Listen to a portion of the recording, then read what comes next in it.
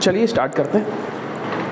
सो fluid mechanics हम बात कर रहे थे। जब भी आप नई क्लास में आए पिछला रिवीजन करके आए, अब ये बताने की जरूरत नहीं होनी चाहिए बार बार, आप हमेशा रिवाइज करके आए पिछली वाली क्लास, तभी लिंकअप हो पाएगा, अदरवाइज लिंक ब्रेक हो जाएगा। ठीक है, बार बार रिवाइज करके ही आ पाए।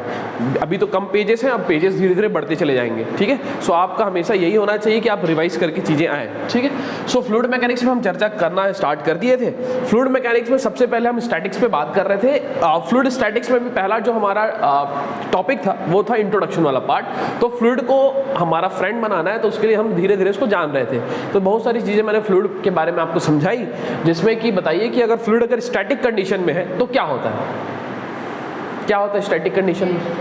शियर स्ट्रेस जीरो होता है। एक्सेलेंट, शियर स्ट्रेस जीरो होता है। और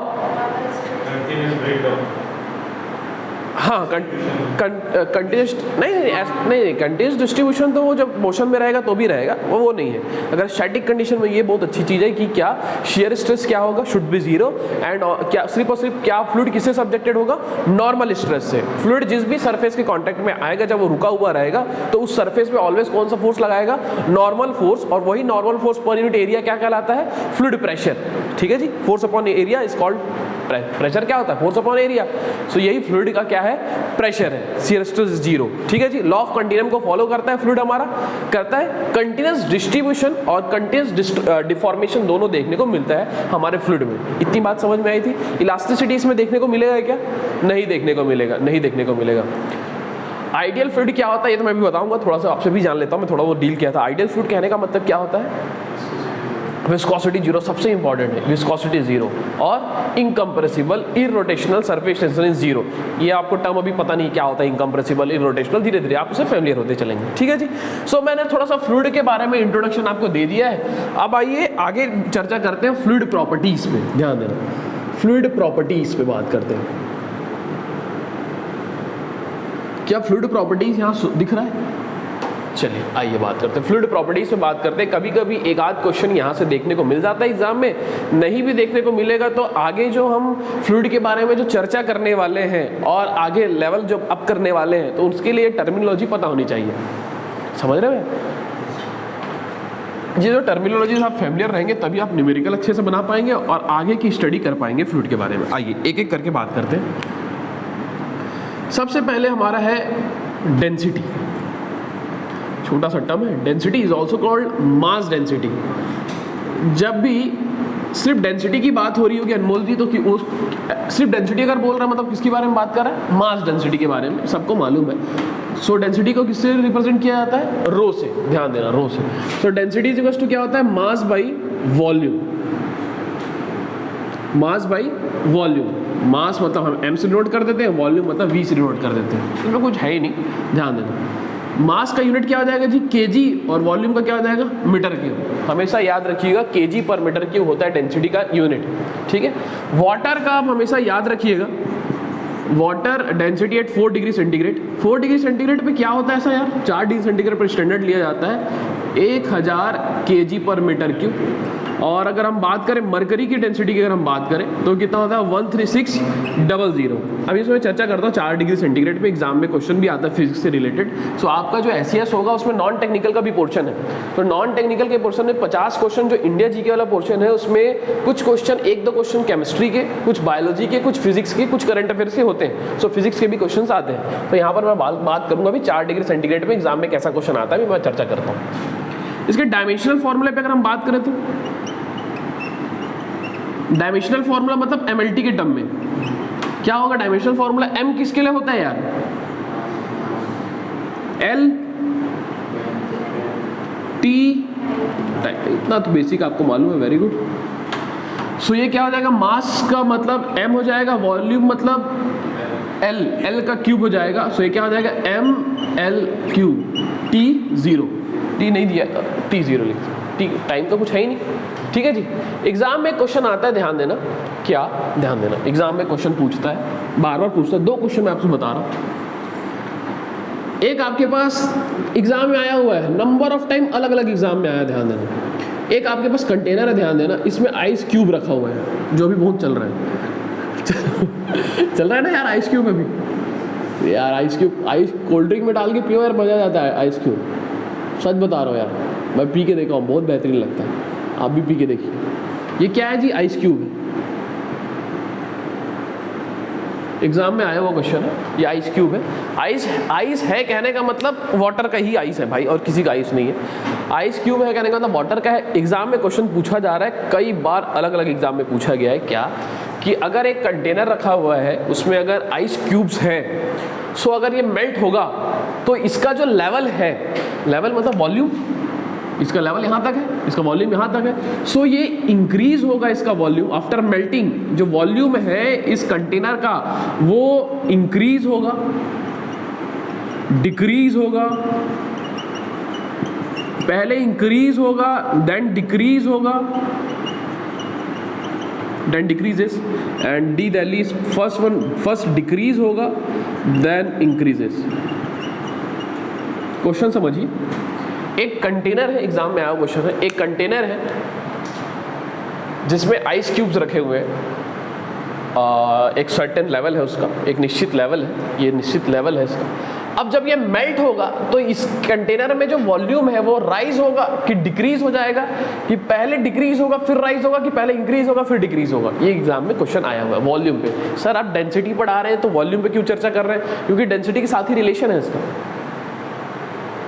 दूसरा क्वेश्चन मैं आपको बताया, तब तक आप सोचिए, जो भी क्वेश्चन एग्जाम में आया हुआ है, ध्यान देना। 5th वन, एक सेम कंटेनर है, वही वाला सेम कंटेनर है। अब ध्यान देना, यहां पर जो है आइस क्यूब तो है, लेकिन यहां पर पहले पानी है, यहां पर पहले वाटर रखा हुआ है, ध्यान देना। अब पहले वाटर है, उसके बाद इसमें आप आइस क्यूब्स डाल रहे हैं। सुनना जी, दोनों क्वेश्चन अलग अलग है और दोनों एग्जाम में आए। शर्मा जी, आदत बन जाएगा आप शर्मा जी, अब घबराइए मत, सुबह उठने का आदत बन जाएगा। हो गया आदत, वेरी गुड। अब इसमें आइस क्यूब्स रखे हुए हैं, ध्यान देना।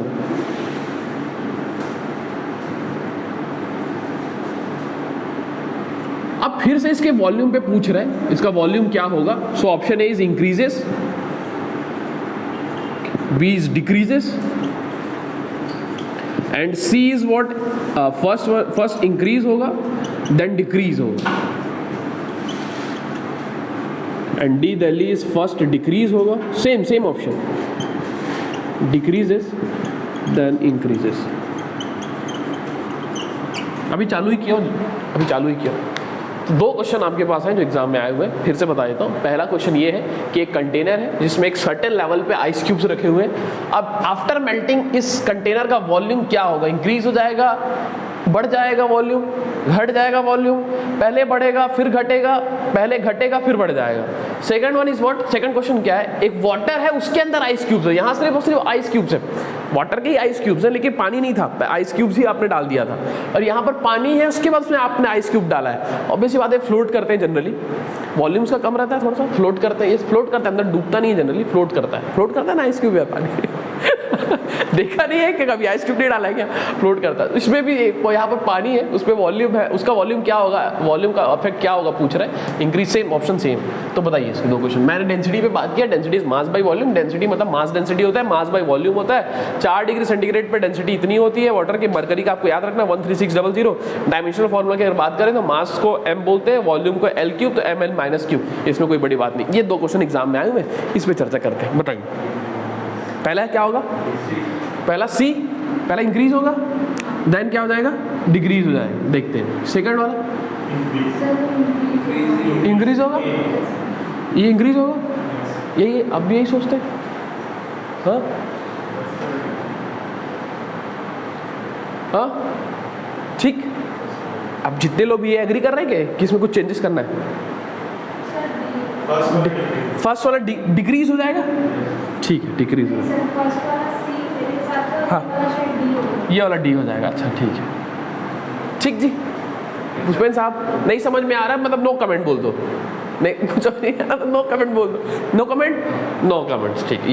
ये भी ऑप्शन है हमारे में, नो कमेंट, ठीक है। कुछ बोलना चाहेंगे आप? सी लग रहा है, इसका सी लग रहा है। जितना भी ऑप्शन आपने टिक किया है सारा ही गलत है, ठीक है। जितना भी ऑप्शन हमने टिक करवाया है सारा ही गलत है, आइए समझते हैं उसको, ठीक है।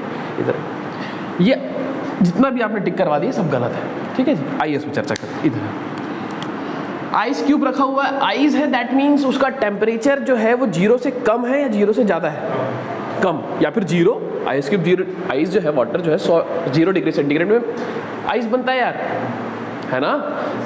जब वो मेल्ट होगा तो उसका टेम्परेचर 0 से बढ़ेगा कि घट जाएगा? ऑब्वियस सी बात है बढ़ेगा, बढ़ेगा दैट मीन्स पॉजिटिव की ओर जाएगा, जाएगा जी, ध्यान देना। सो ये आप ध्यान रखेंगे, वाटर के बारे में आप ध्यान रखेंगे। एग्जाम में ये भी पूछता है क्या कि जो वाटर है उसकी जो डेंसिटी है, वाटर की जो डेंसिटी है वो 4 डिग्री सेंटीग्रेड पे मैक्सिमम होती, ये भी एग्जाम में आता है। और वही 4 डिग्री सेंटीग्रेड पे कितना होता है? 1000। उसके पहले तो 998, 993 है ना, 2-3 कम, अब ऊपर जाओगे तो 2-3 कम, 998 ऐसा रहेगा। तो 4 डिग्री सेंटीग्रेड पे वाटर की डेंसिटी क्या मिलती है?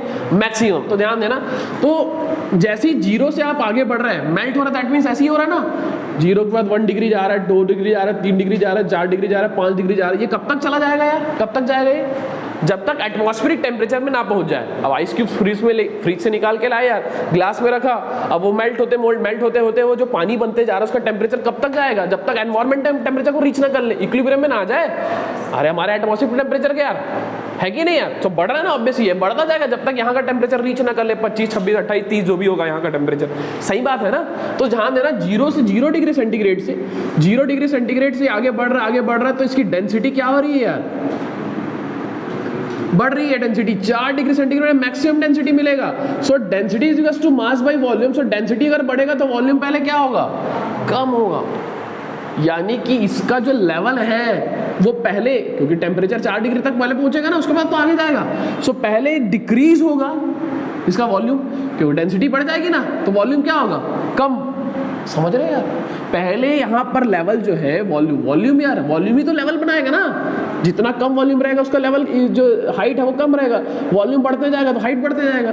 सो 4 डिग्री सेंटीग्रेड पे डेंसिटी मैक्सिमम होती है। ये भी आपको याद रखना चाहिए कि वाटर की जो डेंसिटी होती है वो 4 डिग्री सेंटीग्रेड पे मैक्सिमम होती है। ये भी एग्जाम में पूछा गया है कि कितने डिग्री पे मैक्सिमम होती है, तो 4 डिग्री सेंटीग्रेड पे मैक्सिमम होती है। डेंसिटी बढ़ रहा है दैट मीन्स वॉल्यूम कम होगा। सो ऐसा अगर केस है तो पहले वॉल्यूम क्या होगा? कम होगा, देन इंक्रीज होगा, उसके बाद डेंसिटी कम हो जाएगी तो वॉल्यूम बढ़ते जाएगा। समझ रहे हैं यार? सो ये एग्जाम में आया हुआ है, पहले डिक्रीज होगा फिर क्या होगा? इंक्रीज होगा। उसका रीजन ये है, ये आपको पता चल रहा है अभी, कि वाटर की जो डेंसिटी है वो 4 डिग्री सेंटीग्रेड पे क्या होती है? मैक्सिमम होती है। समझ में आया जी? सो इसका कोई आंसर ये हो जाएगा। अब इस पे आइए, ये केस अलग हो गया। अलग कैसे हुआ? क्योंकि इस बीकर में पहले से पानी मौजूद था, उसमें आपने आइस क्यूब डाला। अब समझिए, उसको और सरल शब्दों में समझते हैं। जैसे कहीं भी पानी है यार, कहीं भी किसी भी सोर्स में स्टैटिक कंडीशन में अगर पानी रखा हुआ है, किसी भी एलिमेंट को आप इसमें इमर्स करते हैं, किसी भी बॉडी को आप इसमें डुबोते हैं, तो क्या होता है? पानी ऊपर चला जाता है। Yes yes yes. वो कौवा वाला देखे यार, जो छोटी क्लास में चलाक कौवा चलाक कौवा की जो भी मुझे याद नहीं आ रहा, लेकिन वो पानी उसको पीना था तो वो कंकड़ डालते जाता है। वो बहुत पहले छोटी वाली क्लास में मैं सुना था। हाँ, उसको पानी डालते जाता है, फिर वो लेवल ऊपर बढ़ते जाता है ना यार। तो आप तो मालूम है आपको, ये तो मैं अच्छे से डील ही करूंगा कि किसी भी चीज़ को आप इमर्स करोगे तो वो अपने वॉल्यूम के बराबर फ्लूइड को डिस्प्लेस करता है, जगह बनाएगा ना यार। कहाँ रहेगा वो? उसको हटा के तो रहेगा। तो उसको जब जैसे ही इसमें ये अभी देखो, ये पानी भरा हुआ था यार, पानी आ गया अपने पास। अब जैसे ही इसके अंदर इसको इमर्स करोगे तो ये पानी हटाएगा ना अपने वॉल्यूम के बराबर। ये इसका हाइट है जी, और ये इसका एरिया है, जो भी इसका एरिया इनटू हाइट, इसको डेप्थ ऑफ इमर्शन, इसमें हम चर्चा करेंगे और आगे जब जाएंगे तो जैसी बॉडी को, सरल शब्दों में भाई, बॉडी को जब आप डुबोगे तो पानी वो हटाएगा, और पानी हटाएगा और उसको अगर तालाब में है तो उसके पास जगह है ना जाने के लिए, बह जाएगा, इधर चला जाएगा। लेकिन ऐसा वाला जगह है तो ये ऊपर चला जाएगा, इसका लेवल ऊपर बढ़ जाएगा। जो पानी हटेगा वो कहाँ जाएगा? ऊपर चला जाएगा यार। अब इधर जगह रहेगा तो उधर पर बह जाएगा। नहीं समझे यार? अब जगह ही नहीं है तो पानी जब किसी चीज़ को डुबोगे तो वो ऊपर चला जाएगा। समझ रहे हो यार बात? तो यहाँ पर क्या होगा, ध्यान देना, जब आइस क्यूब्स आएंगे तो भी तो सॉलिड है पहले स्टार्टिंग में, अरे है कि नहीं यार? तो सॉलिड जब उसमें अंदर डूबेगा तो पानी को डिस्प्लेस करेगा। अब पानी को जब डिस्प्लेस करेगा और उसके बाद धीरे धीरे जब वो मेल्ट होगा तो वो पानी और कहीं नहीं जाएगा। उसी आइस क्यूब के कारण ही थोड़ा सा लेवल अप हुआ है, और जब वो मेल्ट हो जाएगा तो फिर जैसा पानी था उसका लेवल क्या हो जाएगा? सेम हो जाएगा। मतलब समझते नहीं? इधर देखो, अरे सुनो, ये पानी था जी, समझ? क्वेश्चन ऐसा नहीं था कि पानी में आइस क्यूब डुबोया गया है, अब डुबो रहा है, ऐसा नहीं था। क्वेश्चन पहले से ऐसे ही था कि एक बीकर है, उसके अंदर पानी है और उसके अंदर कुछ आइस क्यूब्स हैं। क्वेश्चन ऐसा है, क्वेश्चन ऐसा नहीं था कि पहले पानी रखा हुआ है, अब देखो आइस क्यूब डाल रहे हैं तो अब कुछ बताओ, ऐसा क्वेश्चन नहीं है। क्वेश्चन ऐसा नहीं है कि एक बीकर है उसके अंदर पानी है, अब आइस क्यूब्स डाल रहे हैं तो क्या होगा, ऐसा क्वेश्चन नहीं है। क्वेश्चन ऐसा है कि एक बीकर है जिसके अंदर पानी है और उसमें क्या डूबा हुआ है, क्वेश्चन ऐसा है। तो जैसे ही आइस क्यूब डालोगे तो जब लेवल मेंटेन होना तो हो चुका है, जो ऊपर जाने वाला यार हो चुका है। अब जब वो मेल्ट होगा तो भी लेवल क्या रहेगा, सेम ही रहेगा। नहीं समझे क्या बात को, समझे यार बात को। जो लेवल पहले पानी रहता, ये देखो ये पानी है, अब तुम आइस क्यूब डालोगे तो लेवल इंक्रीज होगा, लेकिन क्वेश्चन ये नहीं है ना कि पहले पानी है फिर आइस क्यूब डाल, क्वेश्चन ऐसा नहीं है। क्वेश्चन ऐसा है कि एक बीकर है जिसमें पानी है, उसमें आइस क्यूब्स हमने इंसर्ट कर दिया है, वो है पहले से क्वेश्चन में, तो वो जो जितना राइज होना था तो राइज हो ही गया, फिर वो मेल्ट होकर फिर से उसी लेवल को मेंटेन करेगा हमेशा, समझे जी। तो इसमें क्या आएगा, ई ऑप्शन आएगा करेक्ट, कि लेवल क्या रहेगा, सेम रहेगा,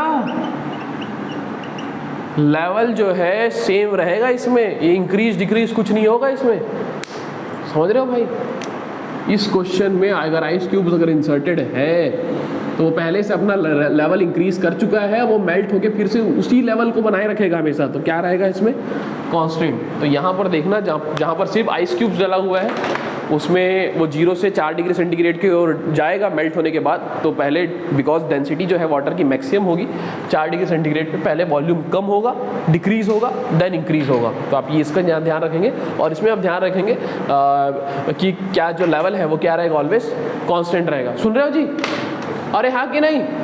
चल ये लिख लीजिए, सिर्फ डेंसिटी पे हमने चर्चा किया, अभी तेजी से लिखिएगा।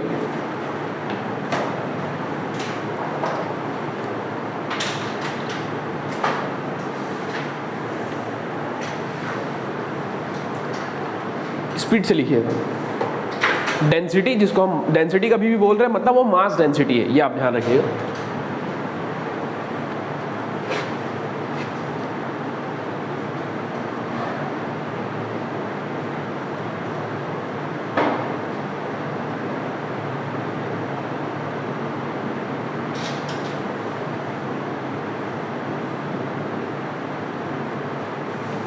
दोनों ही क्वेश्चन एग्जाम में आए हुए हैं, अलग अलग एग्जाम में, फिजिक्स के अंदर आएंगे।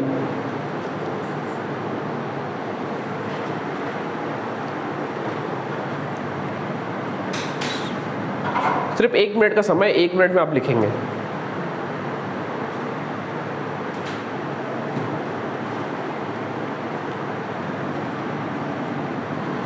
ये केजी पर मीटर क्यूब होता है, यूनिट आप ध्यान रखेंगे, केजी पर मीटर क्यूब।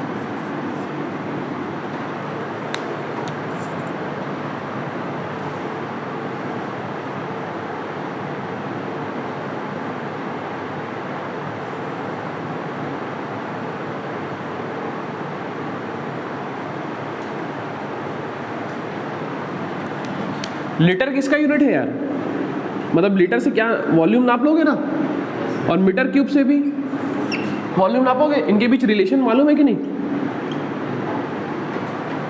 मालूम है, बताओ। हाँ नहीं तो रिलेशन बता दो ना, जैसे 1 bar is equal to 10⁵ pascal बोलते हैं, वैसे इसमें क्या होगा। ऐसा आप समझिएगा, इसमें आप कंफ्यूज होते हैं तो 1 मीटर क्यूब का आप एक वो बना लीजिए, टैंक बना लीजिए। 1 मीटर क्यूब यार, 1 मीटर क्यूब का टैंक बना लीजिए, इसमें कितना पानी आएगा, 1000 लीटर पानी आएगा, मतलब 1 metre cube is equal to कितना होता है, 1000 लीटर। आप हमेशा ये ध्यान रखिएगा, ठीक है जी। 1 मीटर क्यूब का जो क्यूब बनाएंगे, टैंक बनाएंगे, उसमें कितना पानी आएगा, 1000 लीटर, ठीक है जी।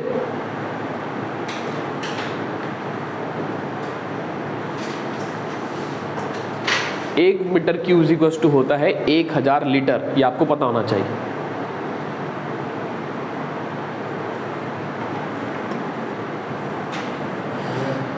ठीक है, हो गया। हाँ तेजी से लिखिए।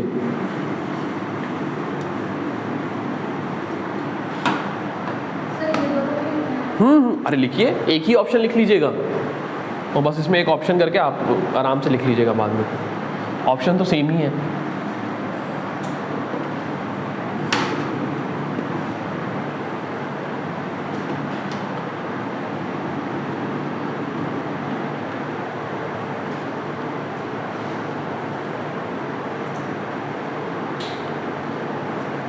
जो भी नोट पॉइंट में लिखेंगे सब एग्जाम में आया हुआ है और एग्जाम पॉइंट ऑफ व्यू से इंपॉर्टेंट है, ये आप ध्यान रखेंगे।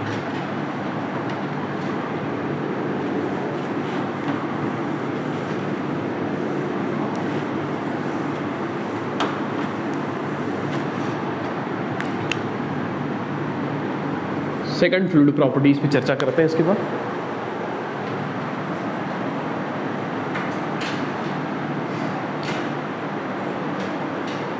एक मीटर क्यूब का टैंक अगर होगा तो उसमें 1000 लीटर पानी आएगा, ये आप ध्यान रखेंगे। 1 मीटर क्यूब वॉल्यूम है, volume length width into height है ना जी।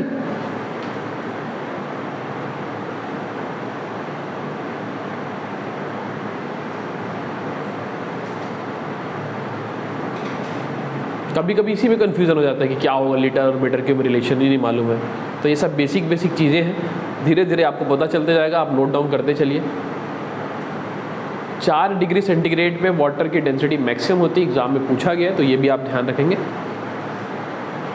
ठीक है जी, हाँ हाँ लिखो बस, ये इंक्रीज डिक्रीज लिख लो बस, हो गया।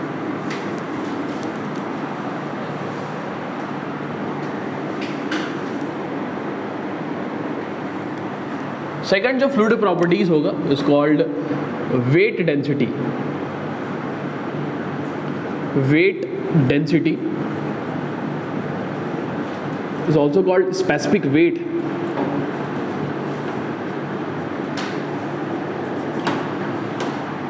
जिसको हम गामा से या फिर W से रिप्रेजेंट करेंगे। Second fluid properties is weight density and also called specific weight।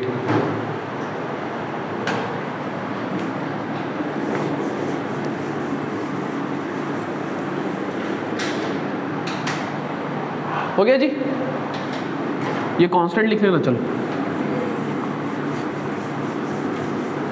आइए चर्चा करते हैं सेकंड फ्लूइड प्रॉपर्टीज। इधर आइए,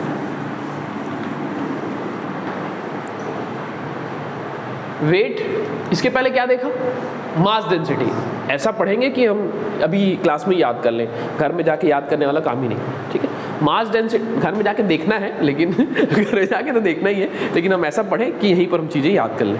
मास डेंसिटी, सिंपली डेंसिटी अगर कभी बोलेगा तो वो किसकी बात करना चाहेगा, mass density, mass by volume kg पर मीटर क्यूब। पानी का याद ही रखना पड़ेगा, कभी देगा नहीं आपको, मरकरी का कभी देगा नहीं न्यूमेरिकल में। 13600 और 1000 आपको याद ही रखना पड़ेगा, ठीक है जी, याद रखना पड़ेगा हमेशा। उसके बाद हम बात करते हैं मास के बाद वेट डेंसिटी। तो उसको गामा और ओमेगा या W जो भी बोल दो आप, W से रिप्रेजेंट करते हैं, ध्यान देना। वेट डेंसिटी को ही पकड़ते हैं, ध्यान देना। वहां पर मास डेंसिटी था, मास डेंसिटी था तो क्या था, मास by volume. So weight density हो जाएगा तो क्या हो जाएगा, wait by volume. That's all, खत्म हो गई चीजें। मास डेंसिटी में मास बाई वॉल्यूम, वेट डेंसिटी में वेट बाई वॉल्यूम, बस इतना ही। अब इधर समझिए, एक पर यूनिट वॉल्यूम में कितना वेट है किसी फ्लूइड का, ये वेट डेंसिटी बताता है यार। और डेंसिटी क्या बताता है कि मास बाई वॉल्यूम, एक यूनिट ऑफ वॉल्यूम में कितना मास है। समझ गए बात को यार। गैस का डेंसिटी कम है, 1 मीटर क्यूब, जैसे 1 मीटर क्यूब का मैं एक टैंक ही बना दूं, ऐसे टैंक बना दूं 1 मीटर क्यूब का, लेंथ विड्थ और हाइट सेम बना दूं 1 मीटर क्यूब का। सो अगर इसमें मैं कोई सॉलिड ऑब्जेक्ट रख रहा हूँ, कोई सॉलिड ऑब्जेक्ट रख रहा हूँ इस टैंक में, एक 1 मीटर क्यूब के टैंक में यार 1 मीटर क्यूब इसका वॉल्यूम है, इसमें कोई सॉलिड ऑब्जेक्ट रख रहा हूँ, कोई लिक्विड रख रहा हूँ, वाटर ही मान लो, और कोई गैस रख रहा हूँ। सो 1 मीटर की वॉल्यूम में किसका मास ज्यादा आएगा, सॉलिड का। उस टैंक में सॉलिड का मास ज्यादा रहेगा ना, सॉलिड को समझ रहे हो, उस टैंक में अगर मैं सॉलिड को अगर फील कर दूंगा तो उसका वेट ज्यादा आएगा। लिक्विड को करूंगा तो सॉलिड के कंपैरिजन में कम वेट आएगा, और गैस को करूंगा तो बहुत कम आएगा। सो 1 मीटर क्यूब में मास कितना है वो बताता है डेंसिटी। तो सॉलिड की डेंसिटी क्या होती है, ज्यादा होती है as compare to liquid, as compare to gas. Liquid की डेंसिटी सॉलिड से कम होती है, गैस से क्या होती है, ज्यादा। सबसे कम डेंसिटी किसकी होती है, गैस की। तो डेंसिटी का सरल शब्दों मतलब है कि 1 मीटर क्यूब वॉल्यूम में या फिर यूनिट वॉल्यूम में कितना मास कैरी करता है वो ऑब्जेक्ट, वो मैटर। सही बात है ना यार। तो सॉलिड ज्यादा मास को कैरी कर लेता है, सॉलिड भारी होता है ना, है ना।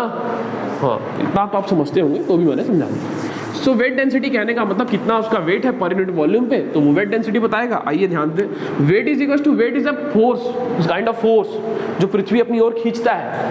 आप सबका मास है ना, वेट कहने का मतलब क्या लगता है उसके साथ, जी लगता है, जी, ग्रेविटेशनल एक्सेलरेशन, है ना यार। आप सबका एक कांस्टेंट मास है, आप कहीं पर भी चले जाएंगे, अंतरिक्ष में कहीं पर भी जाएंगे तो आप अपना मास लेके जाएंगे, वेट लेके थोड़ी जाएंगे। वेट सिर्फ पृथ्वी में है, मतलब जी जब लगेगा तो वेट एक फोर्स है जो आपको पृथ्वी खींचता है अपनी ओर, है ना। तो मास है, और वेट करने की बात करूंगा तो पृथ्वी किससे खींचता है यार, जी से, ग्रेविटेशनल एक्सेलरेशन से। सो ये बन जाता है वेट। तो वेट इस एक फोर्स है, mg, जो मिल के बनेगा, ठीक है ना।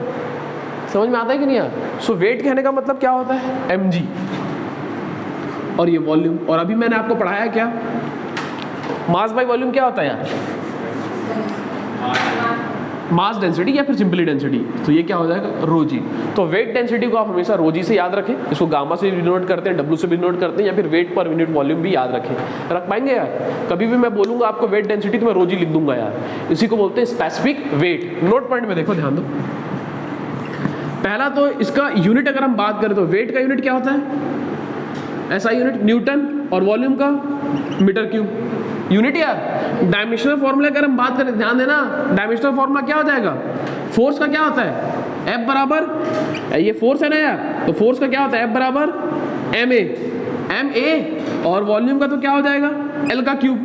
m मतलब मास तो है ही है, ये क्या चीज है, एक्सेलरेशन। और एक्सेलरेशन होता क्या, मीटर पर सेकंड स्क्वायर। मीटर मतलब L, सेकंड मतलब टाइम, टाइम का स्क्वायर, और ये L क्यूब। सो ये आपके पास ये कैंसिल आउट हो जाएगा, L स्क्वायर हो जाएगा। सो m L माइनस 2, ये एक L ऊपर था ना, एक L ऊपर था और एक L नहीं, समझ रहे हो ना यार। सो यहाँ पर स्क्वायर बच जाएगा ना, सो ऊपर आएगा तो m L माइनस 2 हो जाएगा, और ये t माइनस 2, ये आपके पास डायमेंशनल फॉर्मूला है, ठीक है जी। सो इसका यूनिट आप ध्यान रखेंगे न्यूटन पर मीटर क्यूब, और इसका डायमेंशनल फॉर्मूला आप दिमाग में रखेंगे ऑलवेज। हाँ सर,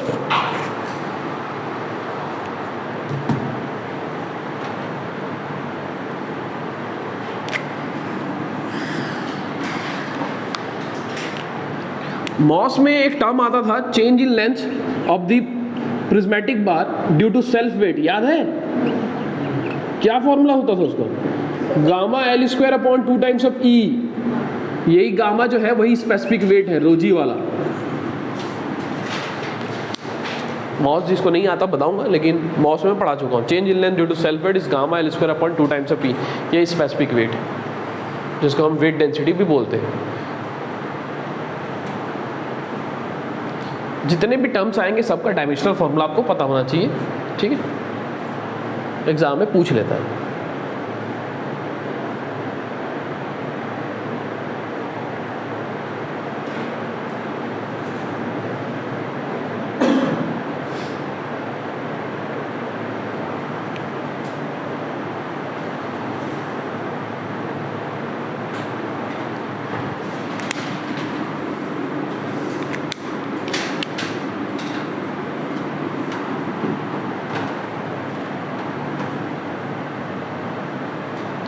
अब लिखने देना यार मेरे को, तो उसके बाद ही नोट करना, अभी तो लिख लो। अब जब मैं पढ़ाऊंगा तो मेरे को पूरा पहले बोर्ड में लिखने देना, फिर आप मतलब पहले मुझे लिख लेना, फिर आपको लिखने का समय दे दूंगा मैं, ठीक।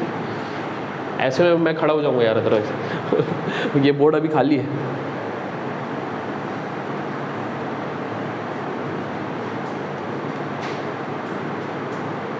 सो आप धीरे धीरे आपको अब फ्लूइड की प्रॉपर्टीज़ के बारे में जानने को मिल रहा है, धीरे धीरे आप फ्लूइड को जान रहे हैं कि उसका एक नाम होगा डेंसिटी, उसका एक गुण है डेंसिटी, उसका मास डेंसिटी है, वेट डेंसिटी है। धीरे धीरे आप फ्लूइड को और जान रहे हैं, उसकी प्रॉपर्टीज़ के बारे में जान रहे हैं,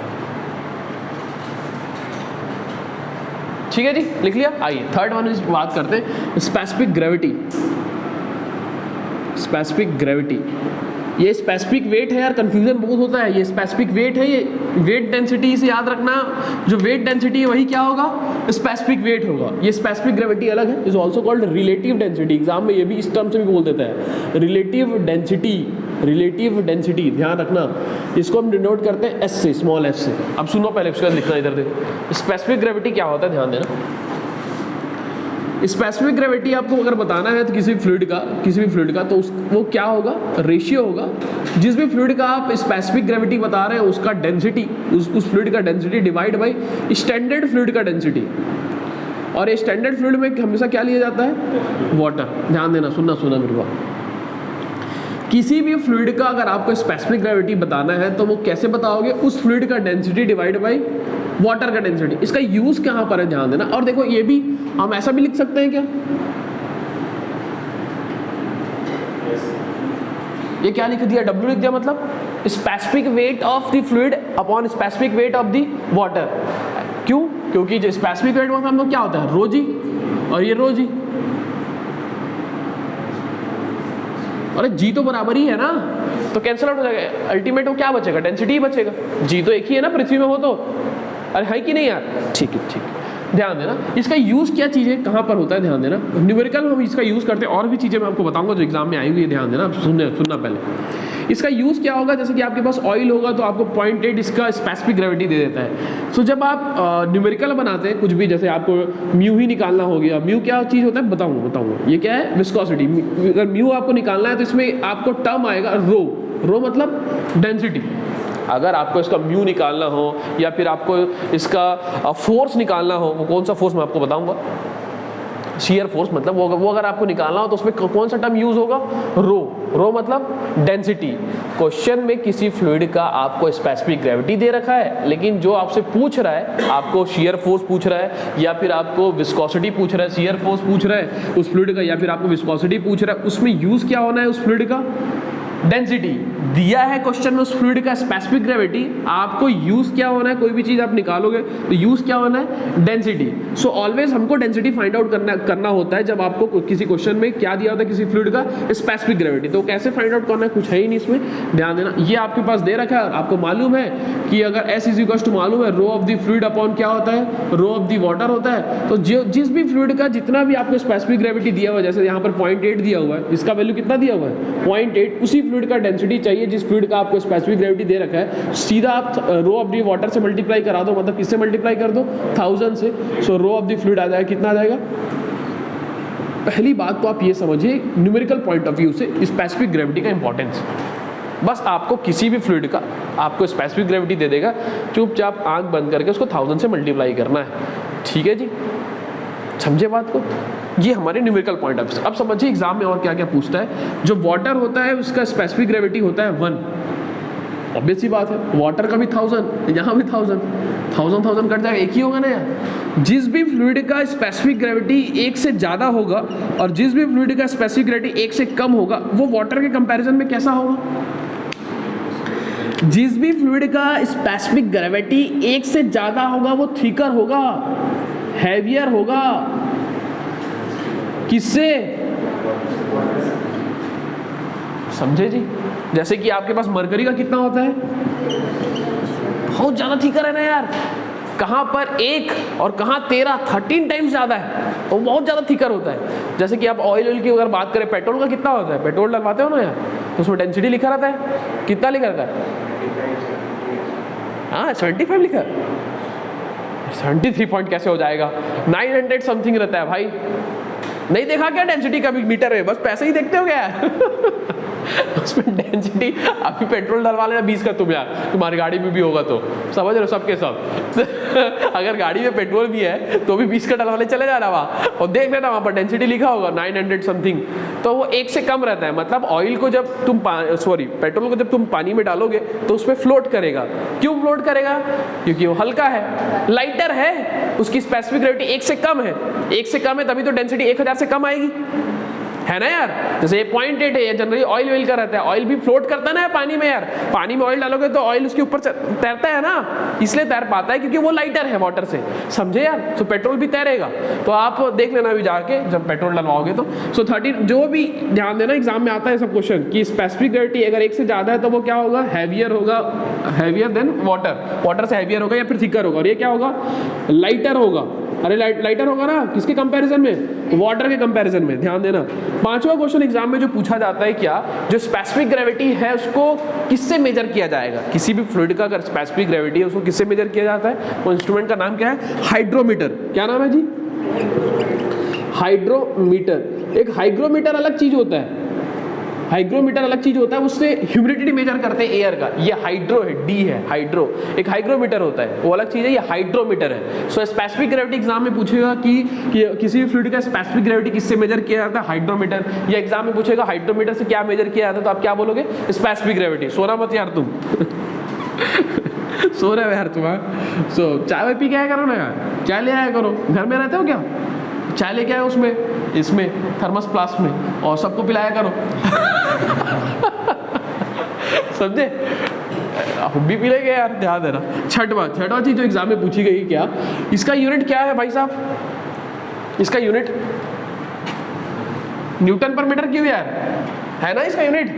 अरे यार weight density weight by volume, weight मतलब न्यूटन, वॉल्यूम मतलब मीटर क्यूब। इसका यूनिट अगर मैं पूछूंगा कि वेट डेंसिटी का यूनिट क्या है, तुम क्या बोलोगे यार, न्यूटन पर मीटर क्यूब। डेंसिटी का बोलूंगा तो क्या बोलोगे, केजी पर मीटर क्यूब। वैसे ही अगर मैं बोलूंगा स्पेसिफिक ग्रेविटी का यूनिट बताओ, तुम क्या बताओगे, कुछ नहीं होगा, क्योंकि भाई ये तो रेशियो देखो ना, डेंसिटी मतलब केजी पर मीटर क्यूब, इतने बेसिक से कोई बताता नहीं है, मैं तो सब कुछ बता दूंगा आपको। केजी पर मीटर क्यूब, केजी पर मीटर क्यूब, कुछ होगा क्या।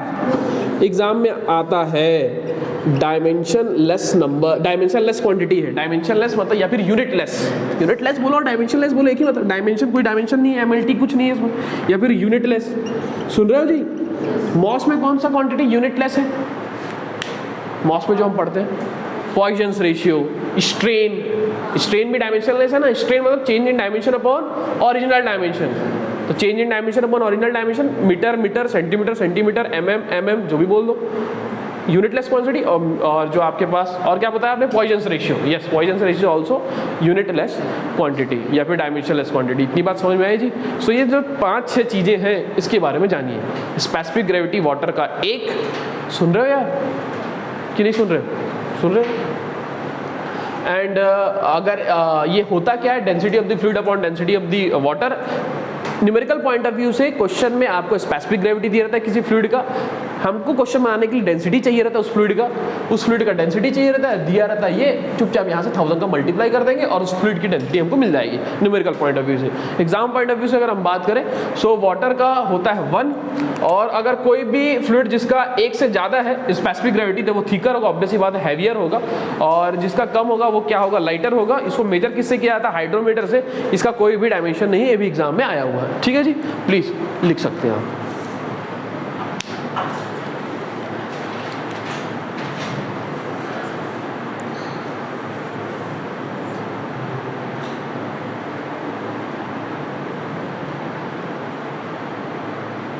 नाम याद रखेंगे, specific gravity, relative density. Exam में रिलेटिव डेंसिटी लिख के आ जाता है, समझ में नहीं आता क्या बोल रहा है, तो दोनों एक ही चीज़ें हैं, आप ध्यान रखेंगे।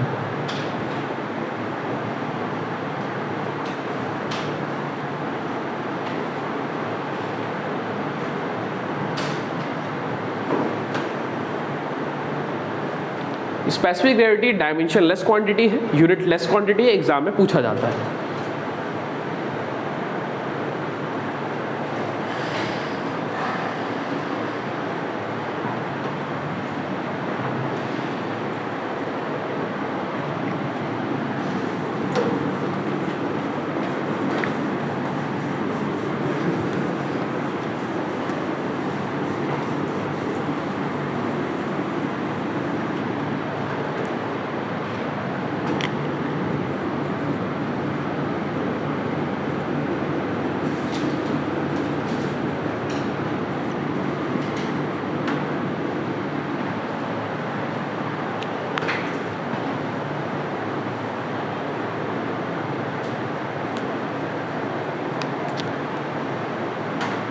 हमेशा कॉपी में स्पेस मेंटेन करके रखिएगा, जब आप टेस्ट देने आएंगे कुछ आपको नई चीज़ें पता चलेगी, जब आप नए नए क्वेश्चन बनाएंगे, जब जो बुक से मैं बोलूँगा उससे नई नई चीज़ें पता चलते जाएंगे उस टॉपिक्स के रिलेटेड, तो वहाँ पर आप लिखने के लिए जगह बचाइएगा, एकदम कॉम्पैक्ट करके मत रखिएगा कॉपी को, हमेशा थोड़ा स्पेस मेंटेन करके रखिएगा ताकि कुछ नई चीज़ें उस पर्टिकुलर टॉपिक में आप लिख पाएँ, इतनी जगह हमेशा बनाइएगा।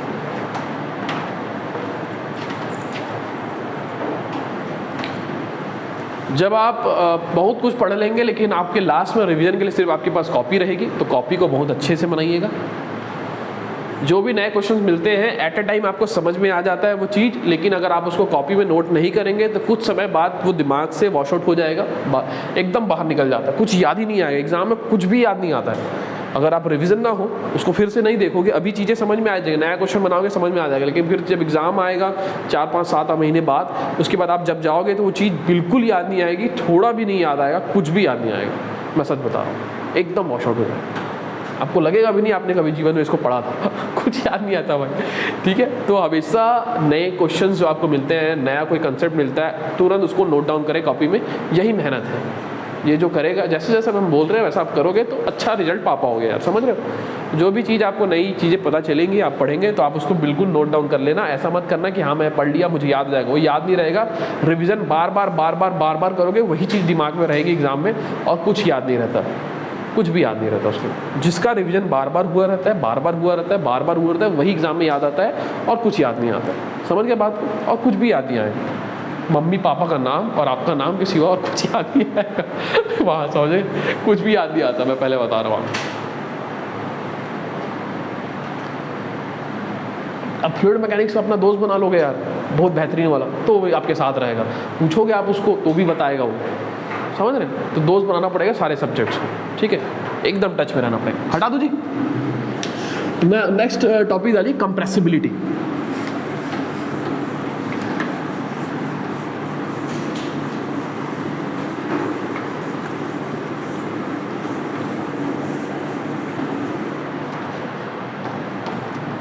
ध्यान देना, कंप्रेसिबिलिटी क्या चीज़ है, सरल शब्दों में समझा रहा हूँ। Compressibility that means pressure change होने से किसी फ्लूइड के वॉल्यूम में कितना चेंजेस आ रहा है, यही कंप्रेसिबिलिटी बताता है। सुन रहे हो यार?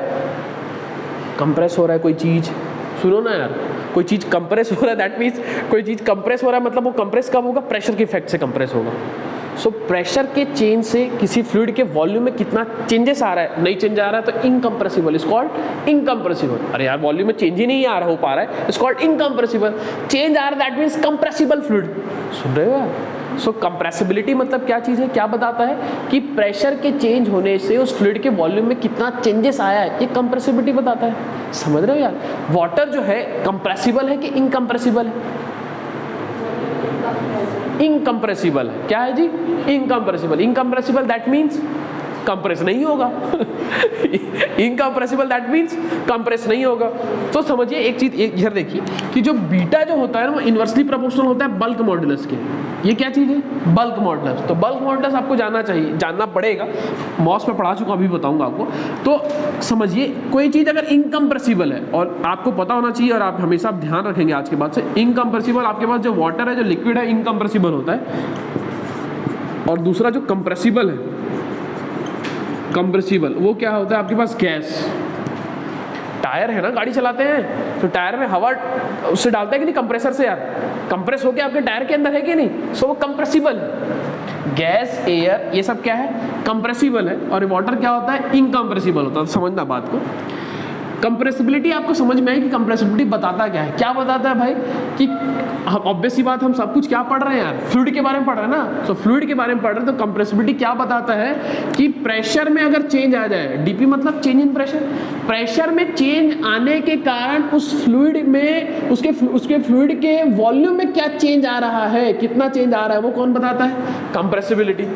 है ना यार? और ये कंप्रेसिबिलिटी किसके इन्वर्स होता है? बल्क मॉडुलस के। तो बल्क मॉडुलस को जानना इंपॉर्टेंट है। सो बल्क मॉडुलस जो आपके पास होता है, ध्यान देना, बल्क मॉडुलस मैं आपको बता चुका हूँ मॉस में, इस डायरेक्ट स्ट्रेस, नहीं पता है तो अभी देख लो, direct stress upon volumetric strain. अब ये डायरेक्ट स्ट्रेस क्या है ये अभी तुरंत बता पाना संभव नहीं है, मॉस में मैंने बहुत अच्छे समझाया। पूरे मॉस, पूरे फ्लूइड मैकेनिक, कहीं पर भी सिर्फ दो स्ट्रेस है यार, एक डायरेक्ट स्ट्रेस और दूसरा शियर स्ट्रेस, इसके अलावा कुछ भी नहीं। एक डायरेक्ट स्ट्रेस और एक shear stress, torsional stress, bending stress, सब इसी के अंतर्गत आते हैं। आप दिमाग में बस दो ही स्ट्रेस रखना है यार, एक डायरेक्ट स्ट्रेस जिसको हम और क्या बोलते हैं जी? एक्सियल स्ट्रेस, और इसको एक और क्या बोलते हैं? नॉर्मल स्ट्रेस, बस। और दूसरा आपके पास है शियर स्ट्रेस, शियर स्ट्रेस, और इसी को is also called tangential stress. पूरे मॉस में, पूरे फ्लूइड मैकेनिक्स में कहीं पर भी चले जाओ सिर्फ दो ही स्ट्रेस मिलेगा। इसको हम सिग्मा से डिनोट कर देते हैं और इसको डिनोट करते हैं टाउ से। समझ रहे हो? ये कब लगता है किसी बॉडी पे? जब किसी बॉडी पे ऐसा फोर्स लगता है, एक्सिस पे फोर्स लगता है, एक्सिस पे is all called axial. Normal 90 degree बनेगा ना, एक्सिस पे लगेगा तो कितना सरफेस से कितना डिग्री बन रहा है? 90 डिग्री। सो जब इस टाइप का फोर्स लगता है, और ये इस टाइप का फोर्स कितने टाइप का हो सकता है शर्मा जी? दो टाइप का, या फिर खिंचाव हो सकता है या फिर कंप्रेशन वाला हो सकता है, टेंसाइल या फिर कंप्रेशन। सो इसके अंतर्गत जो स्ट्रेस आता है वो कौन सा स्ट्रेस आता है? टेंसाइल और कंप्रेसिव। सुन रहे हो यार?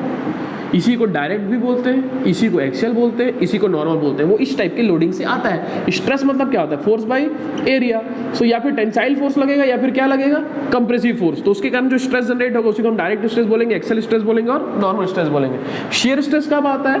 जब कोई आपके पास बॉडी है उसमें इक्वल एंड अपोजिट, दो इक्वल एंड अपोजिट वो टेंजेंशियली एक्ट करते हैं। मतलब वो सरफेस है उस पर ऐसे एक्ट करेगा, ऐसे एक्ट करेगा तो एक्सियल फोर्स, एक्सियल स्ट्रेस हो जाएगा ना।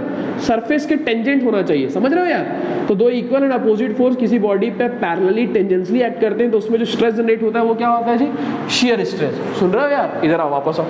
सो bulk models is what? Direct stress upon volumetric strain. Strain क्या होता है? Change in dimension upon original dimension. समझ गया? तो उसमें एक लॉन्गिट्यूडनल होता है, एक ट्रांसवर्स स्ट्रेन होता है और एक वॉल्यूमेट्रिक स्ट्रेन होता है। शियर स्ट्रेन होता है, नॉर्मल स्ट्रेन होता है। क्या क्या बोले सर समझ में नहीं आया? मत समझो अभी, सिर्फ यहीं पर आ जाओ कि बल्क मॉडल्स, हम कंप्रेसिबिलिटी पे बात कर रहे हैं इसलिए इस पे चर्चा करना पड़ रहा है बल्क मॉडल्स पे, बिकॉज बल्क मॉडल्स जो होता है वो इन्वर्सली प्रोपोर्शनल होता है कि, सॉरी, कंप्रेसिबिलिटी होता है वो इन्वर्सली प्रोपोर्शनल होता है किसके? बल्क मॉडल्स के। इसलिए बल्क मॉडल्स पे हम चर्चा कर रहे हैं। सो बल्क मॉडल्स क्या हो गया जी? Direct stress upon volumetric strain. इतनी बात समझ में आई जी? और डायरेक्ट स्ट्रेस मैंने थोड़ा थोड़ा आपको समझाया कि डायरेक्ट स्ट्रेस में सिर्फ और सिर्फ क्या आएगा? टेंसाइल स्ट्रेस आएगा या फिर क्या आएगा? कंप्रेसिव स्ट्रेस आएगा। ठीक है, उससे ज़्यादा जानना भी नहीं अपने। वॉल्यूमेट्रिक स्ट्रेन मतलब change in dimension upon original dimension. So volumetric strain मतलब क्या हो जाएगा? Change in volume upon original volume. अरे डायमेंशन ना, स्ट्रेन मतलब चेंज इन डायमेंशन, तो वॉल्यूम में चेंज अपॉन ओरिजिनल डायमेंशन, तो ओरिजिनल वॉल्यूम। समझ में आया बात यार? और ये क्या लिया जाता है? Negative. Change in volume upon original volume, ये आपके पास वॉल्यूमेट्रिक स्ट्रेन हो गया। अब सुनिए मेरी बात, इधर ध्यान दीजिए। SCS 2020 में ये क्वेश्चन आया होगा, स्टेट इंजीनियरिंग सर्विसेज 2020 का जो एग्जाम हुआ था आपके सिविल इंजीनियरिंग में। ध्यान दें, we know that density is equals to, है ना? अभी तो बताया mass density, density equals to mass by volume. एक अगर वो जो बोतल रखी है स्वाति, उतना वो पानी है, वो देखो ना पानी, उसका मास कांस्टेंट है। अगर वो नहीं पिए और हम लोग नहीं पिए तो वो मास कांस्टेंट है ना यार, उसी पानी को ले लेते हैं। ठीक है जी, उसका मास कांस्टेंट है ना। इधर देखो, सो मास इज इक्वल्स टू क्या हो जाएगा? Density into volume. Mass constant है ना कि वेरिएबल है? उड़ेगा क्या? नहीं उड़ रहा है। तो अब इसको अगर डिफरेंशिएट करें, प्रोडक्ट रूल लगेगा ऑब्वियसली बात है, या फिर पार्शियली डिफरेंशिएट करें, इसको डिफरेंशिएट करें पार्शियली, डिफरेंशिएट अगर करें, ध्यान देना, तो क्या हो जाएगा? Rho d v plus v d rho is equals to क्या हो जाएगा? कांस्टेंट है तो जीरो हो जाएगा। मास कांस्टेंट है ना? अरे ये मास यार कांस्टेंट है कि नहीं? स्वाति के बोतल का मास कांस्टेंट है, कांस्टेंट। अब इधर देखिए, ध्यान देना। अब अगर इसमें मैं आऊँ, ध्यान देना, इसमें कैसे लिख सकते हैं? Rho d v is equals to minus v d rho, minus d v upon v is equals to क्या हो जाता है? D rho by rho. क्या लिखा मैंने? क्या बता रही हूँ? Minus d v upon v को क्या लिख सकते हैं? डी रो बाई रो। सो इधर समझिए, ये डायरेक्ट स्ट्रेस है, ध्यान देना, डायरेक्ट स्ट्रेस। मॉस में जब हम पढ़ते हैं तो डायरेक्ट स्ट्रेस की बात करते हैं, लेकिन जब हम फ्लूइड में आ जाते हैं, फ्लूइड में, सो फ्लूइड में जब वो स्टैटिक कंडीशन में कोई फ्लूइड, तो एक नॉर्मल फोर्स लगाता है जिस भी सरफेस के कांटेक्ट में होता है, वही नॉर्मल फोर्स पर यूनिट एरिया क्या कहलाता है? प्रेशर। और जब हम मॉस में पढ़ रहे होते हैं तो कोई भी बॉडी आपके पास है, उसमें कोई एक नॉर्मल लोड लग रहा है, नॉर्मल लोड लग रहा है पर यूनिट एरिया, ये क्या कहलाएगा? स्ट्रेस। मॉस में हम स्ट्रेस बोलते हैं और फ्लूइड में हम क्या बोलते हैं? Force by area, force by area. Sir यहाँ पर एफ लिखे, वहाँ पर पी लिखे, पागल हो क्या? वो तो भाई डिनोट कर दिया ना, लो यार इसको भी एफ लिख देता हूँ। ऐसा डाउट मत रखना यार। यहाँ पर फोर्स अपॉन एरिया स्ट्रेस, यहाँ पर फोर्स अपॉन एरिया क्या? Pressure. So bulk modulus is direct stress upon volumetric strain. जब मैं मॉस में रहूंगा तब, जब मैं एफएम में आ जाऊंगा तो इस डायरेक्ट स्ट्रेस को क्या बोल सकता हूं मैं? प्रेशर। अरे बोल सकता हूं क्या? प्रेशर या फिर चेंज इन प्रेशर या simply pressure. So change in pressure upon volumetric strain. अब इसका वैल्यू मैंने अभी आपको बताया। सो डीपी चेंज इन प्रेशर जो फ्लूइड के कारण हो रहा है, और ये क्या लिख सकता हूँ? डी रो बाई रो, ये रो इधर आ जाएगा। ये जो वैल्यू है बल्क मॉडुलस की, रो डीपी बाई डी रो, ये स्टेट इंजीनियरिंग सर्विसेज 2020 में पूछा गया है। क्या? Rho d p by d rho, bulk modulus. तो बल्क मॉडुलस एक ये तो आपको याद रहना ही चाहिए, ये मॉस के पॉइंट ऑफ व्यू से इंपॉर्टेंट है, direct stress upon volumetric strain. और बस आपको ये याद रखना है, ये तो आपको याद रखना ही पड़ेगा, जब मॉस पढ़ोगे तो याद रखना ही पड़ेगा। Bulk modulus equals to direct stress upon volumetric strain. अब इस स्ट्रेस के जगह फ्लूइड मैकेनिक्स में आप क्या लिख देंगे? प्रेशर लिख देंगे, और ये वॉल्यूमेट्रिक स्ट्रेन मतलब माइनस डीवी अपॉन वी लिखोगे, और इस डीवी अपॉन वी को क्या लिख सकते हो? डी रो बाई रो लिख सकते हो। तो ये जो वैल्यू है एग्जाम में पूछ ली गई है। समझ रहे हैं जी कि नहीं समझ रहे? अब इधर देखिए, ये तो एग्जाम में आए ही हुए। अब जैसे कि अगर के की वैल्यू अगर यहाँ पर हम रख दें तो के की वैल्यू क्या चीज़ है? रो डीपी बाई रो। सो क्या हो जाएगा? रो ऊपर चला जाएगा। रो क्या गलत लिख दिया क्या? ये डी रो है, डी रो है, d rho, d rho, d rho upon rho d p. सही बात है जी। ये क्या चीज़ है? क्या है? कंप्रेसिबिलिटी। ये क्या चीज़ है? रो DP upon D rho, bulk modulus. समझ रहे हो यार? सो अगर हम बात कर रहे हैं, ध्यान देना, कंप्रेसिबिलिटी की बात कर रहे हैं फ्लूइड के, वाटर का जो बल्क मॉडुलस है वो ज़्यादा होता है, वो 2.09 इंटू 10⁹ के आसपास होता है, और जो एयर है उसका क्या होगा? कम। ध्यान देना यार, एयर का सुनो, एयर का अगर कम होगा बल्क मॉडुलस तो उसकी कंप्रेसिबिलिटी क्या होगी? ज़्यादा। कंप्रेसिबिलिटी ज़्यादा है, दैट मीन्स वो क्या है? कंप्रेसिबल है। अरे सुन रहे हो यार? वाटर का ज़्यादा होता है बल्क मॉडुलस, बल्क मॉडुलस ज़्यादा होता है, दैट मीन्स कंप्रेसिबिलिटी क्या होता है? कम। कंप्रेसिबिलिटी कम मतलब कम कम कम मतलब कितना? इनकंप्रेसिबल के पास पहुंचेगा। अरे सुन रहे हो यार? एकदम ही इनकंप्रेसिबल नहीं होता, वो तो आइडियल हो जाएगा ना। जो आइडियल फ्लूइड होता है वो कैसा होता है? इनकंप्रेसिबल, प्योरली इनकंप्रेसिबल होता है। लेकिन आइडियल फ्लूइड प्रैक्टिकली पॉसिबल है क्या? नहीं है। वाटर रीच करता है उसके प्रॉपर्टीज को, आइडियल फ्लूइड के प्रॉपर्टीज को रीच करता है, आइडियल टोटली नहीं है, लेकिन हम वाटर को आइडियल मानते हैं। सुन रहे हो मेरी बात यार? सो ऐसा नहीं है कि वाटर जो है उसमें टोटली वो इनकंप्रेसिबल है, कुछ मतलब उसमें कंप्रेसिबिलिटी है लेकिन बहुत क्या है? कम है कंप्रेसिबिलिटी, नेग्लिजिबल के आसपास है, इसलिए उसको हम क्या बोलते हैं? इनकंप्रेसिबल। वाटर आइडियल नहीं है लेकिन हम उसको मानते हैं, स्टडी के लिए मानना पड़ेगा ना। सुन रहे हो यार? सो वाटर को हम आइडियल फ्लूइड मानते हैं लेकिन वो वाटर आइडियल नहीं है। समझ रहे हो मेरी बात? ठीक है, तो फिर से वापस मैं आता हूँ, इधर ध्यान देना। कंप्रेसिबिलिटी पे बात कर रहे थे, फ्लूइड की कंप्रेसिबिलिटी पे बात कर रहे थे। फ्लूइड की कंप्रेसिबिलिटी दैट मीन्स क्या? प्रेशर चेंज होने के कारण उस फ्लूइड के वॉल्यूम में कितना चेंज आएगा वो कौन बताएगा? कंप्रेसिबिलिटी। ज़्यादा चेंजेस आएगा दैट मीन्स कंप्रेसिबल है, नहीं कम से कम चेंजेस आएगा मतलब वो क्या है? इनकंप्रेसिबल। अरे कम से कम दैट मीन्स क्या? नहीं आएगा।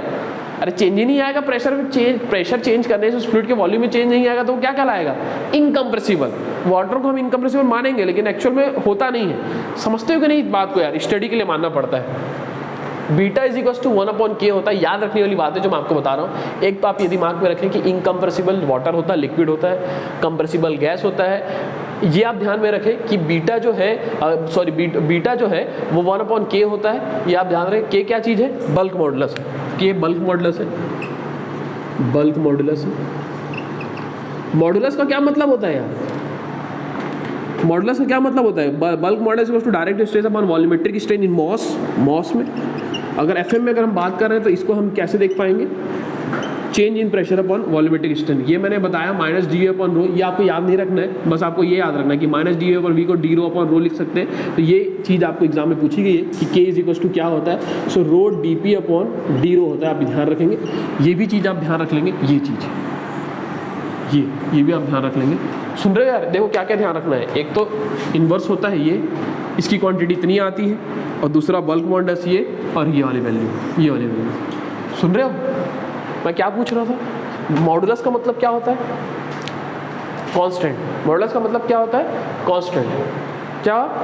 Constant, elastic constant. मॉस में अच्छे से चर्चा करेंगे। और इसको लिखो, जो मैं बोल देता हूँ एग्जाम में आया वो एग्जाम में आया, तो उसको आप स्टार मार्क करके जरूर लिखें अपने कॉपी में।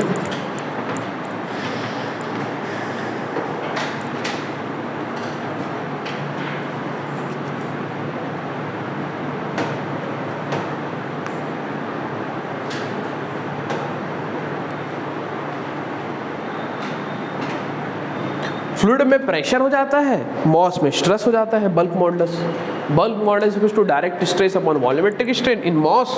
एफएम में उसको हम प्रेशर बोल देते हैं, pressure upon volumetric strain. Compressibility बताता है कि वॉल्यूम प्रेशर चेंज होने से किसी फ्लूइड के वॉल्यूम में कितना चेंजेस आएगा।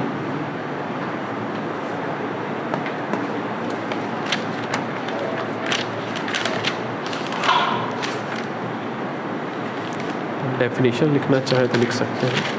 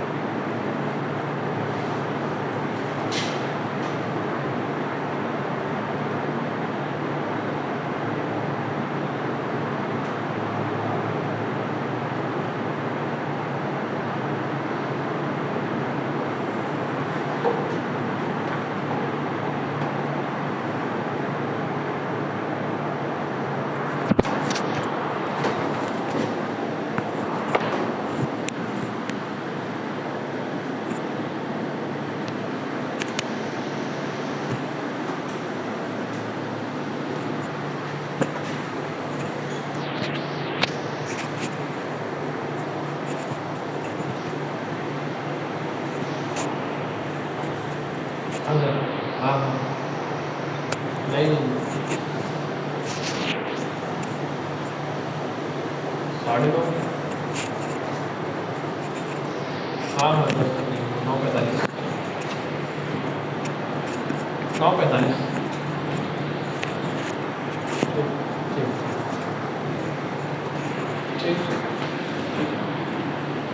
10 बजे सर आएंगे, क्लास से पढ़ाएंगे आपको।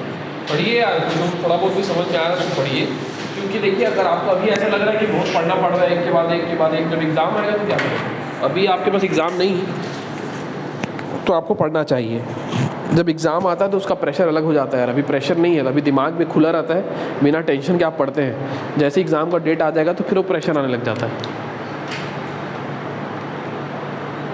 ठीक है जी, इसको इन्वर्स करके भी लिख लेना यार, कि कोई ऐसे इन्वर्स करके भी लिख लेना, कभी कभी ऐसे ही नहीं कर पाओगे नहीं तो आप लोग।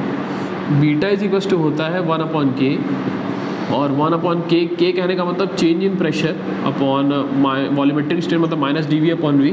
सो ये क्या हो जाएगा, ये पूरा एक है ना, सो 1/1 into dV/V/dP। So minus quantity रहेगा, -1/V dV/dP।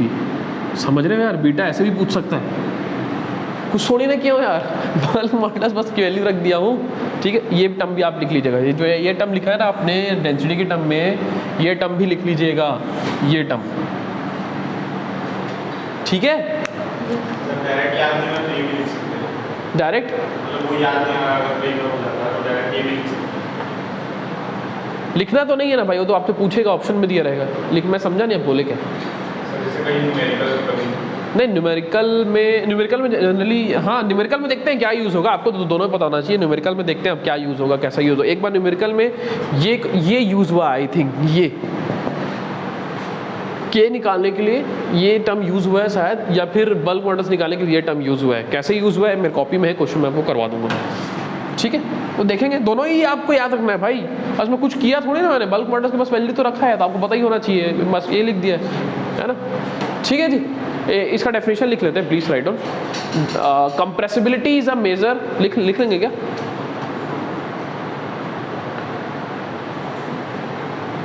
कंप्रेसिबिलिटी लिखेंगे definition, compressibility is a measure of compressibility is a measure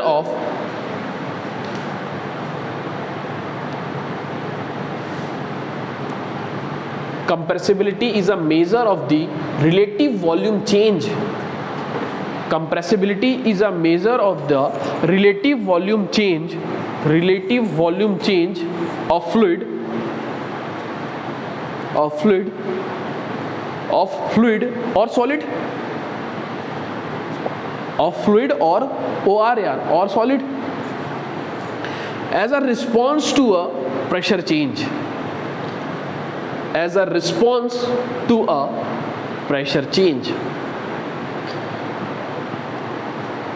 as a response to a pressure change. ठीक है जी, फिर से एक बार पढ़ लीजिए. Compressibility is a measure of the relative volume change of fluid or solid as a response to a pressure change. ठीक है, उसको मैंने सरल शब्दों में समझा दिया था आपको कि प्रेशर चेंज होने से अगर उसके फ्लूइड के वॉल्यूम में अगर चेंजेस आ रहा है वही कंप्रेसिबिलिटी है. सही बात है ना? ठीक है जी, नोट डाउन करके लिखना. ये लिख लिया तो नोट डाउन करके लिखना कि टेम्परेचर अगर बढ़ेगा, ध्यान देना, तो लिक्विड की जो कंप्रेसिबिलिटी, लिक्विड का जो बल्क मॉडुलस है वो ऑलवेज डिक्रीज होता है. लिक्विड में लिख लेना, लिक्विड ऐसे कर, नोट पॉइंट में लिख लेना, लिक्विड लिखना ऐसे करके, लिक्विड, और टेम्परेचर राइज करना और बल्क मॉडुलस की वैल्यू डिक्रीज कर देना. गैस में अगर हम बात करें तो टेम्परेचर बढ़ने से के की वैल्यू बढ़ती है, ये लिख लेना.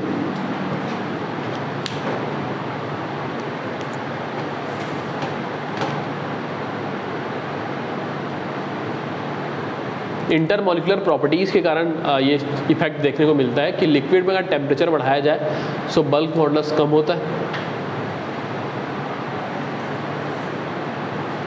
मतलब वाटर, अगर वाटर है उसमें टेम्परेचर अगर बढ़ाया जाए तो थोड़ा थोड़ा वो कंप्रेसिबल की ओर जाता है. के कम होगा, दैट मीन्स बी की वैल्यू बढ़ेगी. ठीक है जी, ये भी आप लिख लेंगे. ठीक है जी, एक साउंड वेलोसिटी होती है, ये भी आप नोट पॉइंट में लिखेंगे, उसी नोट पॉइंट में लिखना. तो साउंड वेलोसिटी लिखना, साउंड वेलोसिटी नोट पॉइंट भी चलने दो. Is also called pressure wave velocity. Pressure wave velocity. Sir ये प्रेशर वेव क्या चीज़ है बताऊंगा, जब फ्लो थ्रू पाइप पढ़ाऊंगा तो इस बारे में चर्चा करेंगे थोड़ा सा. वाटर हैमरिंग जो होता है उस इफेक्ट, उसके बारे में बात करेंगे. अभी आप यहीं पर लिख लो, साउंड वेलोसिटी या फिर प्रेशर वेव वेलोसिटी C = होता है √K/ρ. एक बार एग्जाम में आ गया था तो आप लिख लेंगे इसको. और K की वैल्यू मैंने अभी आपको बताई, क्या बताई, ρdp/dρ, और नीचे रो कैंसिल आउट हो जाएगा तो C = √dp/dρ. ये आप लिख लेंगे. Sound velocity C √dp/dρ. K का वैल्यू मैंने पुट अप कर दिया है. साउंड वेलोसिटी या फिर pressure wave velocity. Pressure wave क्या होता है इसमें हम और अच्छे से चर्चा करेंगे जब हम फ्लो थ्रू पाइप में आएंगे और वाटर हैमरिंग इफेक्ट देखेंगे. सुना है ना वाटर हैमरिंग इफेक्ट क्या होता है? बताऊंगा. वाटर हैमरिंग इफेक्ट किस पे डिपेंड करता है? पाइप की इलास्टिसिटी पे डिपेंड करता है कि नहीं करता? पाइप में जो फ्लूइड फ्लो हो रहा है उसके टेम्परेचर पे डिपेंड करता है कि नहीं करता? पाइप के लेंथ पे डिपेंड करता है कि नहीं करता? ये नंबर ऑफ चीज़ें एग्जाम में पूछी जाती है, इसमें डिस्कस करेंगे. वाटर हैमरिंग इफेक्ट क्या होता है, कैसे उसको रिड्यूस किया जा सकता है, सारी चीज़ों पर चर्चा करेंगे.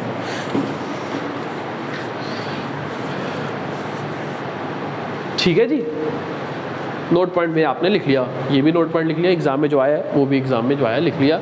और भी मैंने बहुत सारी चीज़ें बताई. बीटा को आप इस तरीके से देखें, बीटा को आप इस तरीके से देखें, और के को आप इस तरीके से जाने, इस तरीके से जाने और इस तरीके से जाने. ठीक है जी, ठीक. क्या होता है कंप्रेसिबिलिटी आपको समझ में भी आ गया कि नहीं आया है? आ गया ना? ठीक है. Inverse of compressibility is inverse of bulk modulus. Inverse किसके इनवर्स होता है कंप्रेसिबिलिटी? बोलो. हाँ, बल्क मॉडुलस. ठीक है जी. नेक्स्ट प्रॉपर्टी पे चलते हैं. 5th number is viscosity. बहुत इंपॉर्टेंट प्रॉपर्टी है विस्कोसिटी. हटा दो जी, अब पूरा लिख लिया, एक एक लाइन लिख लिया इसमें का. ठीक है.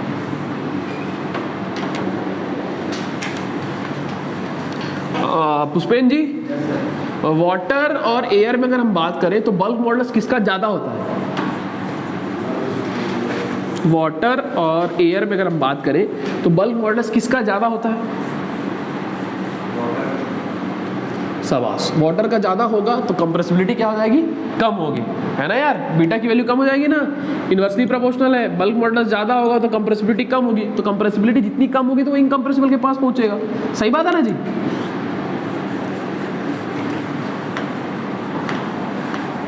Next is viscosity.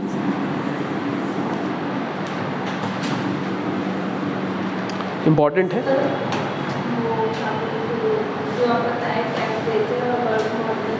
हाँ समझना है क्या, तो याद करना है उसको समझना नहीं है, याद करना है। इंटरमॉलिक्यूलर प्रॉपर्टीज के कारण ऐसा इफेक्ट पड़ता है कि टेम्परेचर बढ़ने से गैसेस के बढ़ जाती है और वाटर का कम हो जाता है, ठीक है, याद करना है इसको। नेक्स्ट 5th नंबर ना, अब इसमें एक्चुअली मॉलिक्यूल्स के कारण ही होगा, जैसे कि टेम्परेचर बढ़ाने से वाटर का क्या होता है, वाटर नहीं टेम्परेचर बढ़ाने से वाटर में कौन से फोर्स लगा होता है, कोहेसिव फोर्स लगा होता है। वाटर के पास दोनों फोर्स है, कोहेसिव फोर्स भी है और क्या ऐसा फोर्स भी है, कौन सा फोर्स है, ये कौन से फोर्स है यार, दोनों अच्छे फोर्स है, बुरे फोर्स है अच्छे फोर्स है, ये इंटरमॉलिक्यूलर फोर्स है। कैसे फोर्स है जी, इंटरमॉलिक्यूलर। इंटरमॉलिक्यूलर कहने का मतलब जो मॉलिक्यूल्स के बीच लगते हैं, है ना, इंटरमॉलिक्यूलर फोर्स है।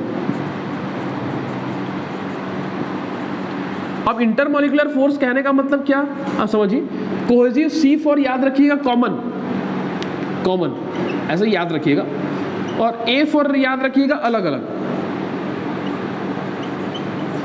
इंटरमॉलिक्यूलर फोर्स है, मॉलिक्यूल्स के बीच लगने वाले फोर्स है, तो कोहेसिव मतलब सेम मॉलिक्यूल्स, कॉमन मतलब सेम मॉलिक्यूल्स के बीच जो अट्रैक्शन फोर्स होगा वो क्या कहलाएगा, कोहेसिव। एडहेसिव कहने का मतलब अलग अलग मॉलिक्यूल्स के बीच जो अट्रैक्शन फोर्स होगा वो क्या कहलाएगा, एडहेसिव फोर्स। समझ रहे हो यार, मॉलिक्यूल्स के बीच, जैसे कि पानी इसमें फेंकोगे तो बोर्ड को गीला करेगा ना, तो पानी के जो मॉलिक्यूल्स हैं बोर्ड के मॉलिक्यूल के साथ अट्रैक्ट होंगे, समझ रहे हो, उसमें अट्रैक्शन फोर्स है। तो पानी में कौन सा फोर्स में बोलेंगे अपन, एडहेसिव फोर्स। पानी में कोहेसिव फोर्स भी है, कोहेसिव फोर्स दैट मीन उस पानी के खुद के मॉलिक्यूल्स के बीच में अट्रैक्शन फोर्स है, समझ रहे हो। मरकरी को जब तुम फेंकोगे तो इसको गीला नहीं करेगा, बिल्कुल भी गीला नहीं करेगा, मरकरी मोती टाइप पे नीचे गिर जाएगा। हाथ में रखोगे तो पानी हाथ में रखोगे तो हाथ में गीला करेगा कि नहीं करेगा पानी, लेकिन मरकरी को रखोगे ना तो मोती जैसा आएगा, उसको ऐसे कर दोगे तो मोती जैसा गिर जाएगा मरकरी, क्योंकि मरकरी में कॉमन फोर्स, कॉमन मॉलिक्यूल की बीच कोहेसिव फोर्स बहुत ज़्यादा है as compare to adhesive force, बहुत ही कम एडहेसिव फोर्स मरकरी में। मरकरी में जो आपका एडहेसिव फोर्स है वो बहुत ज़्यादा है, किससे, कोहेसिव फोर्स से। और वाटर में अगर हम बात करें, दोनों ही फोर्स है वाटर में, मरकरी में भी दोनों फोर्स है, लेकिन मरकरी में एडहेसिव फोर्स ज़्यादा है कोहेसिव फोर्स कंपेरिजन में, और मरकरी में कोहेसिव फोर्स ज़्यादा है। अरे मरकरी में खुद के मॉलिक्यूल्स के बीच अट्रैक्शन फोर्स ज्यादा है, इसलिए तो मोती जैसा बन गया है, अपने आप को बांध के रख रहा है। कोहेसिव फोर्स ज्यादा है खुद के मॉलिक्यूल्स के बीच, कॉमन मॉलिक्यूल्स के बीच अट्रैक्शन फोर्स ज्यादा है एज कंपेयर टू अलग अलग मॉलिक्यूल्स के बीच। अगर वाटर की अगर बात करूं तो उसमें दोनों ही फोर्स है, लेकिन उसमें ज्यादा कौन है, एडहेसिव ज्यादा है, किसके कंपेरिजन में। सर ये क्यों बता रहे हो, क्वेश्चन तो कुछ और पूछा था, यही मैं बताना चाह रहा हूँ क्या, कि जब टेम्परेचर आप बढ़ाते हो तो वाटर का क्या होने लगता है, कोहेसिव फोर्स ब्रेक होने लगता है। वाटर में एडहेसिव फोर्स भी है, कोहेसिव फोर्स भी है, एडहेसिव फोर्स ज़्यादा है कोहेसिव फोर्स के कंपैरिजन, लेकिन जब आप टेम्परेचर बढ़ाते हो ना तो ये कोहेसिव फोर्स क्या होने लगता है, ब्रेक होने लगता है, उसके कारण कंप्रेसिबिलिटी में भी इफेक्ट आता है, उसके कारण बल्क मॉडुलस में भी इफेक्ट आता है। सुन रहे हो मेरी बात यार, तो टेम्परेचर बढ़ाने से लिक्विड का कंप्रेसिबिलिटी बल्क मॉडुलस क्या होता है, कम होता है, और गैसेस का क्या होता है, बढ़ता है, यही लिखे हो ना, वो इंटरमॉलिक्यूल्स की फोर्सेस के कारण ही है, यही मैं बताना चाह रहा हूँ, ठीक है जी। और गैसेस का टेम्परेचर बढ़ाओगे तो क्या होगा, हाँ गैस का टेम्परेचर बढ़ाओगे तो, कोई गैस है कंटेनर में, उसका टेम्परेचर बढ़ाओगे तो, हाँ वो तो ये अभी जो लिखवाया है उसके अकॉर्डिंग क्या है कि अगर टेम्परेचर बढ़ाओगे तो बल्क मॉडुलस क्या होगा, बढ़ेगा, बल्क मॉडुलस क्या होगा, बढ़ेगा। बताऊंगा अभी विस्कोसिटी में आऊँगा तो उसमें और चर्चा करूंगा। इंटरमॉलिक्यूलर फोर्स बढ़ता है, बताऊंगा धीरे धीरे बताऊंगा। तुम्हारा जो क्वेश्चन था सर समझ में नहीं आया, उसका मेरा एक यही आंसर है क्या, कि इंटरमॉलिक्यूलर जो चेंजेस है उसके कारण इसमें इफेक्ट पड़ता है, कि टेम्परेचर बढ़ाने से लिक्विड का कम हो गया बल्क मॉडुलस, टेम्परेचर बढ़ाने से गैसेस का के बढ़ गया, ठीक है, इंटरमॉलिक्यूलर फोर्सेस के कारण इफेक्ट पड़ता है, ये मैं बताना चाह रहा हूँ, ठीक है जी। इस पर मैं और चर्चा करूँगा, अभी विस्कोसिटी में ही चर्चा करना मुझे, आइए याद करना पड़ेगा वो टर्म। आइए अब बात करते हैं, fifth one is the viscosity. ध्यान देना यार, विस्कोसिटी। विस्कोसिटी दो टाइप का हम देखेंगे, ध्यान देना, डायनामिक और एक काइनेमेटिक। सुनना जी, डायनेमिक को ही एब्सोल्यूट विस्कोसिटी बोलते हैं, is also called coefficient of viscosity, लिखवा दूंगा। और एक आपके पास kinematic viscosity is called also called momentum diffusivity. इस पर हम चर्चा करते हैं धीरे धीरे धीरे धीरे, ठीक है। सो विस्कोसिटी है क्या, क्या है? हाँ भाई, विस्कोसिटी क्या चीज है? फ्लूइड की प्रॉपर्टी, इज इंटरनल प्रॉपर्टी, जो क्या बताती है? हर एक प्रॉपर्टी कुछ ना कुछ बताती है। डेंसिटी बताती है, क्या बताती है डेंसिटी? कि एक वॉल्यूम पे कितना मास आएगा। वेट डेंसिटी क्या बताती है? एक वॉल्यूम पे कितना वेट आएगा, यूनिट वॉल्यूम पे कितना वेट आएगा, यही सब तो बताता है ना यार, ठीक है। कंप्रेसिबिलिटी क्या बताती है कि इस पर्टिकुलर फ्लूइड का वॉल्यूम में चेंज, प्रेशर में चेंज होने से कितना वॉल्यूम में चेंज आएगा, ये सब कुछ ना कुछ बताता है ना यार उसके बारे में। वैसे ही विस्कोसिटी क्या बताती है किसी फ्लूइड की?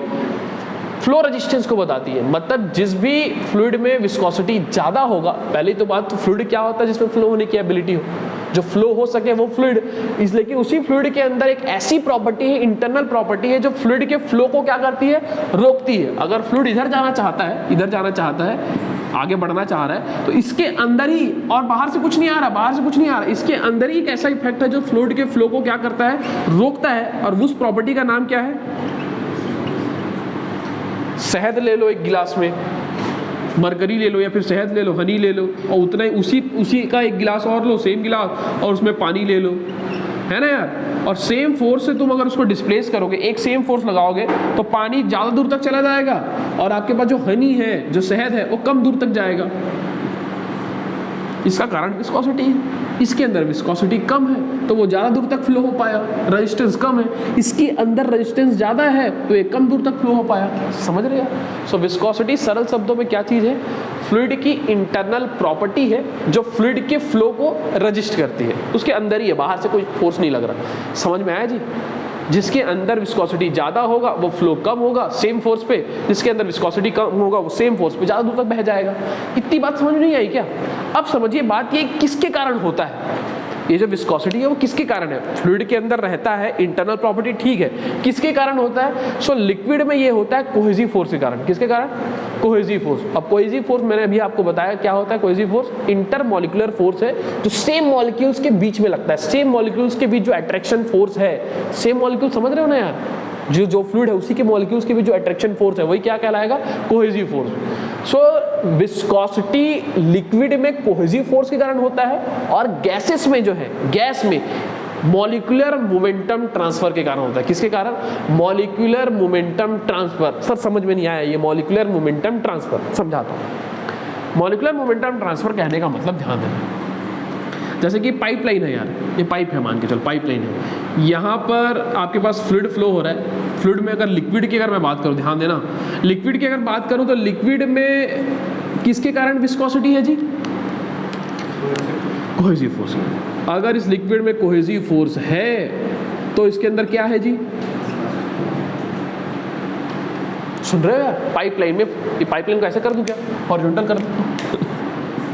ये हॉरिजॉन्टल, ध्यान देना, यहाँ पर पानी जा रहा है यार, लिक्विड, सुनना जी, ये लिक्विड जा रहा है, लिक्विड जा रहा है, इसके अंदर विस्कोसिटी तभी होगी जब एक इसके अंदर क्या होगा जी? कोहेसिव फोर्स होगा। लिक्विड है, इसके अंदर कोहेसिव फोर्स है, तो इसके अंदर क्या होगा जी? और विस्कोसिटी होगा तो इसके फ्लो में क्या आएंगे जी? रेजिस्टेंस डेवलप होगा, और रेजिस्टेंस डेवलप होगा तो इसके अंदर क्या जनरेट हो जाता है जी? Shear stress. शियर स्ट्रेस अगर किसी फ्लूइड में आता है तो उसका रीजन क्या है? विस्कोसिटी। विस्कोसिटी का रीजन क्या है? Cohesive force. इतनी बात समझ में आई यार? कोहेसिव फोर्स है क्या? सेम मॉलिक्यूल्स के बीच लगने वाला अट्रैक्शन फोर्स। पानी के ही मॉलिक्यूल्स के बीच लगने वाला अट्रैक्शन फोर्स। इतनी बात समझ में आई? लिक्विड में का तो फंडा क्लियर है कि लिक्विड अगर कोई है तो उसके अंदर कोहेसिव फोर्स है। कोहेसिव मतलब सेम मॉलिक्यूल्स के बीच अट्रैक्शन फोर्स, उसी के कारण विस्कोसिटी है। विस्कोसिटी दैट मीन्स फ्लूइड के फ्लो को रजिस्ट करता है, और रजिस्टिंग आने के कारण फ्लो का डायरेक्शन ऐसा है, एक रजिस्टिंग फोर्स इधर डेवलप होता है, उसी कारण क्या जनरेट हो जाता है? Shear stress. जैसे कि अगर हम एक फ्लूइड का अगर एलिमेंट बना ले, हम फ्लूइड एलिमेंट बना ले, वाले, तो एक फोर्स इधर लगता है और एक फोर्स किधर लगता है, इधर लगता है। अभी मैंने इसके पहले जस्ट आपको शियर स्ट्रेस का डेफिनेशन बताया कि किसी भी एक प्लेन पे दो इक्वल एंड अपोजिट फोर्स अगर टेंजेंशियली एक्ट करेंगे तो कौन सा स्ट्रेस जनरेट होता है, शियर स्ट्रेस। तो आपके दिमाग में अब थोड़ा थोड़ा क्लियर हो रहा है क्या कि फ्लूइड में शियर स्ट्रेस किसके कारण डेवलप होता है, विस्कोसिटी के कारण। और विस्कोसिटी किसके कारण आता है, कोहेसिव फोर्स के कारण। लिक्विड की अगर हम बात करें, फ्लूइड में भी किसकी बात करें, लिक्विड की। इतनी बात समझ में आई।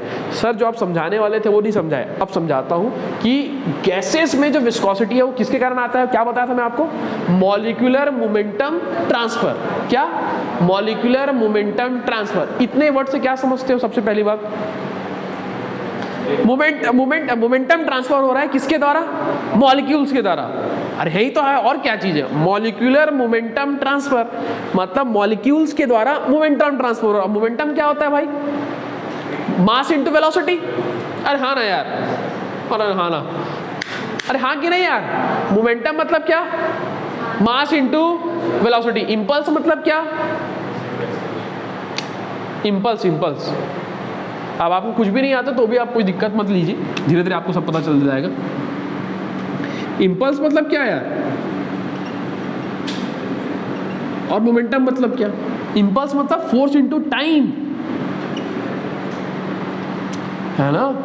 वो जब क्रिकेट खेलते हैं हम लोग, खेलते हैं ना क्रिकेट यार, कि नहीं खेलते, खेलते हो कि क्रिकेट यार, खेलते हैं। जब कैच लेते हैं तो कैच कैसे लेते हैं, ऐसे लेते हैं, नहीं पीछे खींचते हैं। नहीं खींचते क्या है, ऐसा क्यों करते हैं, हाँ, टाइमिंग को अगर बढ़ा देंगे तो फोर्स क्या लगेगा, कम लगेगा। तो वो इंपल्स ही तो आता है। फोर्स अगर टाइम को अगर हम घटा दें, टाइम को अगर बढ़ा देंगे तो फोर्स का मैग्नीट्यूड क्या आता है, कम लगेगा। मतलब फोर्स वो इंपल्स से तो आता है, फोर्स इनटू टाइम। समझ रहे हो यार, टाइम कम कर दोगे तो फोर्स कम हो जाता है। अभी मैं मोमेंटम पे बात करता हूँ। मोमेंटम मतलब मास इनटू वेलोसिटी। सुन रहे हो जी, सुनना, मोमेंटम मतलब मास इनटू वेलोसिटी। ये पता होना चाहिए भाई, आप लिख लेना कॉपी के ऊपर में। कोई भी चीज़ ऐसी जो बेसिक चीज़ें हैं जो 10th 11th 12th में पढ़नी होनी चाहिए थी, जो आपको याद नहीं है, कोई बात नहीं, पढ़ाई से आपका रिलेशन नहीं था इसलिए याद नहीं है, लेकिन अब आप पढ़ रहे थे, मैं फिर से बता रहा हूँ। अगर अभी भी आप सब कुछ भी भूल गए हो ना अनमोल जी, कुछ भी याद नहीं है आपको, तो भी हम जब खड़े होंगे 5 लोग, जो 5 लोग पढ़ाएंगे, आपको बहुत कुछ बता देंगे, सारे चीज़ बता देंगे, आप अभी भी रिकॉल कर सकते हो, कोई दिक्कत नहीं। आप कुछ भी भूल गए, लेकिन आप पढ़ना ही नहीं चाहते हैं तो आप कोई कुछ नहीं कर सकता। अभी भी अगर आप कुछ भी याद नहीं है, आपको 11th 12th का कुछ भी याद नहीं है, कोई कंसेप्ट याद नहीं है, इवन आपको इंजीनियरिंग भी याद नहीं है, तो भी आप पढ़ सकते हो अगर आपके अंदर पढ़ने की इच्छा है, तो व्हील पावर है तो। समझ रहे हो यार, कोई भी चीज़ भूल गए, ये सब छोटी छोटी चीज़ें जो आपको याद होनी चाहिए, तो नहीं भी याद है तो कोई दिक्कत नहीं है, अभी आपको सब रिकॉल करा देंगे। तो आपकी ड्यूटी ये है कि अब इंपल्स आपके कॉपी में आ जाए और अब बार बार रिविजन होता रहे तो आपके दिमाग में रहे। क्योंकि जब मैं फ्लूइड पे आगे आऊँगा तो इंपल्स मोमेंटम प्रिंसिपल पढ़ाऊंगा ही, तो वहाँ पर आपको पता होना चाहिए इंपल्स मोमेंटम प्रिंसिपल, वहीं से तो फोर्स निकालूंगा, है ना, वहीं से फोर्स निकालूंगा। तो वापस मैं आता हूँ मोमेंटम पे, फिर चर्चा करता हूँ। मोमेंटम मतलब मास इनटू वेलोसिटी। अब इस पाइपलाइन में लिक्विड तो समझ में आ गया आपको, लिक्विड फ्लो होगा, उसके अंदर कोहेसिव फोर्स होगा, तो उसके अंदर विस्कोसिटी होगा, और विस्कोसिटी मतलब फ्लूइड के फ्लो को रोकेगा। ये इधर जाना चाहता है, विस्कोसिटी इधर इधर इधर, तो शियर स्ट्रेस आ जाएगा। समझे जी। एग्जाम यही क्वेश्चन पूछेगा यार। क्या पूछेगा सर, एग्जाम में ये पूछेगा भाई कि अगर लैमिनार अगर फ्लो होगा, कौन सा फ्लो जी, लैमिनार। लैमिनार मतलब सरल शब्दों में धीरे धीरे धीरे धीरे, लैमिनार मतलब धीरे धीरे धीरे धीरे, लेयर बाय लेयर फ्लो होगा, तो उसके अंदर जो शियर स्ट्रेस डेवलप होता है वो किसके कारण होता है, विस्कोसिटी के कारण। समझे जी, ये इसका आंसर होगा। फ्लो थ्रू पाइप में, वो भी लैमिनार फ्लो में, वहाँ का क्वेश्चन अभी बता रहा हूँ।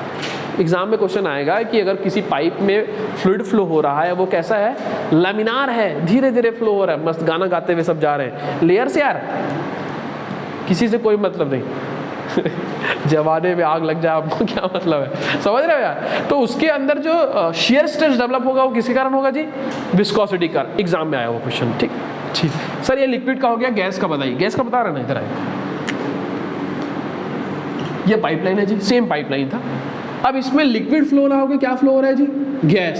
सर हम विस्कोसिटी की बात कर रहे हैं अभी भी, हाँ विस्कोसिटी की बात कर रहे हैं। गैस पे आइए। सो गैस ये जा रहा है, ये गैस, गैस के मॉलिक्यूल्स, सर इसके मॉलिक्यूल्स ऐसे बनाए थे, इसके मॉलिक्यूल्स इसलिए ऐसे बनाए थे क्योंकि इसमें कौन सा डिस्ट्रीब्यूशन देखने को मिलेगा, कंटिन्यूस डिस्ट्रीब्यूशन। सर ये भी तो फ्लूइड है, इसमें भी फ्लूइड है, लेकिन इसमें बहुत कंटिन्यूस डिस्ट्रीब्यूशन थोड़ा ब्रेकआउट हो जाता है देखो यार, लिक्विड के कंपैरिजन में गैस के मॉलिक्यूल्स के बीच अट्रैक्शन फोर्स ज़्यादा होता है कि कम होता है? कम होता है। नहीं समझते इतना, दूर दूर होते हैं, है ना यार। 1 kg तुम पानी रखोगे और एक कंटेनर में, तो पानी का वॉल्यूम इतना दूर तक आ जाएगा। मान के चलो 1 kg तुम गैस रख लोगे सेम गिलास में, तो वो पूरा, अगर उसका लेवल इतना है तो पूरे लेवल में फैल नहीं जाएगा। तो समझते हो कि नहीं समझते? ठीक। सो ये मान के चलिए, ये आपके पास गैस इस पाइपलाइन में फ्लो हो रहा है, आराम आराम से फ्लो हो रहा है। ये मॉलिक्यूल्स दूर दूर है, सब दूर दूर है, दूर दूर है, ध्यान देना। सो अगर दोनों में विस्कोसिटी तुम मेजर करोगे तो इसमें विस्कोसिटी ज़्यादा आएगा इसके कंपैरिजन में। ध्यान देना भी, मैं आ रहा हूँ मॉलिक्यूलर मोमेंटम ट्रांसफर में, ध्यान देना। क्योंकि समझ रहे हो यार, लिक्विड में विस्कोसिटी ज़्यादा होगा किसके कंपैरिजन में? गैस के कंपैरिजन। ये मॉलिक्यूल्स दूर दूर है ना, दूर दूर है, दूर दूर है, दूर दूर है। अब इसमें होगा क्या, ध्यान देना। टेम्परेचर को अगर तुम बढ़ जाएगा किसी कारणवश, या फिर तुम बढ़ा रहे हो, ध्यान देना, इस पाइपलाइन में अगर टेम्परेचर बढ़ रहा है तो होगा क्या, ये जो मॉलिक्यूल्स है इसका मोमेंटम बढ़ेगा। मोमेंटम मतलब मास बढ़ेगा क्या? नहीं, मोमेंटम मतलब होता है मास इनटू वेलोसिटी। तो बढ़ेगा क्या मॉलिक्यूल्स का? मोमेंटम बढ़ रहा है, दैट मींस हमेशा क्या बढ़ता है? वेलोसिटी। मास उतना ही रहेगा ना उस मॉलिक्यूल्स का है। तो अब क्या बढ़ रहा है? वेलोसिटी। अब जैसे ही ये वेलोसिटी बढ़ रहा है, इधर जाना चाह रहा है, रैंडम मोशन कर रहा है, इधर जाना चाह रहा है, ये इधर जाना चाह रहा है, ये इधर जाना चाह रहा है, ये मॉलिक्यूल्स इधर जाना चाह रहा है, ये मॉलिक्यूल्स इधर जा रहा है। सो जैसे ही रैंडम मोशन होगा, तेजी से इधर उधर इधर उधर जाएंगे। क्या बढ़ रहा है? वेलोसिटी बढ़ रहा है, तो क्या बढ़ रहा है? मोमेंटम बढ़ रहा है। अब जैसे ही मोमेंटम बढ़ेगा तो रेजिस्टेंस डेवलप होगा। अभी तो गाना गाते हुए जा रहे थे, इसके मॉलिक्यूल सब दूर दूर दूर दूर गैस के यार। अब जैसे ही टेम्परेचर राइज हुआ, या फिर टेम्परेचर राइज नहीं हुआ, जैसे जो भी रीजन है, या फिर वेलोसिटी राइज हो गया, उसके एक तो वेलोसिटी बढ़ने का रीजन मेनली यही है कि क्या बढ़ जाए? टेम्परेचर। हीटेड करोगे तो एनर्जी है वो एक्साइड होंगे ना यार। तो या एक तो टेम्परेचर बढ़ना एक मेन रीजन है वेलोसिटी बढ़ने का गैस के मॉलिक्यूल्स के बीच, या फिर कोई भी और रीजन ले लो। आपने ब्लोअर चला दिया, फैन चला दिया, तेजी से मॉलिक्यूल्स बढ़ रहे हैं, तो वेलोसिटी अगर बढ़ेगा तो क्या बढ़ेगा यार? मोमेंटम। जैसे ही मोमेंटम बढ़ेगा तो रैंडम मोशन बढ़ जाएगा, इधर उधर इधर उधर मॉलिक्यूल्स भागने लगेंगे। जब इधर उधर मॉलिक्यूल्स बढ़ेंगे तो रेजिस्टेंस डेवलप होगा। तो रेजिस्टेंस डेवलप हो रहा है, दैट मींस फ्लो क्या हो रहा है? डिस्टर्ब हो रहा है। ये भाई इधर जाना चाह रहा था ना, ये इधर जाना चाह रहा था, इधर जा रहा था, लेकिन अब बढ़ा तो रैंडम मोशन करने लगा, रैंडम मोशन करने लगा। इससे क्या बढ़ेगा? रेजिस्टेंस बढ़ेगा, और रेजिस्टेंस बढ़ेगा तो विस्कोसिटी भी क्या होगी? बढ़ेगा। रेजिस्टेंस बढ़ना मतलब विस्कोसिटी बढ़ना, समझे जी? सो गैसेस में जो विस्कोसिटी होता है वो किसके कारण होता है? मॉलिक्यूल्स के मोमेंटम के ट्रांसफर से। और लिक्विड में जो विस्कोसिटी होता है वो किसके कारण होता है जी? कोहेसिव फोर्स के कारण। सुन रहे हो यार, किसके कारण होता है? कोहेसिव फोर्स के कारण। इतनी बात समझ में आई? लिक्विड में विस्कोसिटी कोहेसिव फोर्स के कारण, गैस में विस्कोसिटी उसके मॉलिक्यूल्स के मोमेंटम के ट्रांसफर के कारण। इतनी बात समझ में आई क्या? विस्कोसिटी होती क्या है? फ्लूइड की इंटरनल प्रॉपर्टी होती है जो फ्लूइड के फ्लो को क्या करती है? रजिस्ट करती है। इतनी बात समझ में आ गई जी? दो टाइप की विस्कोसिटी है, एक डायनामिक विस्कोसिटी और दूसरी क्या है जी? Kinematic viscosity. Dynamic viscosity is also called absolute viscosity and coefficient of viscosity. Coefficient क्या है यार? कोएफिशिएंट ऑफ विस्कोसिटी या फिर एब्सोल्यूट।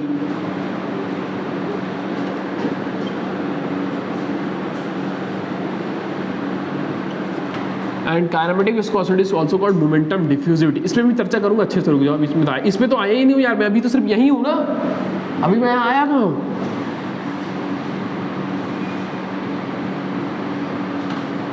अब ये मोमेंटम डिफ्यूजिविटी का क्या मतलब है, सब धीरे धीरे चर्चा करूंगा।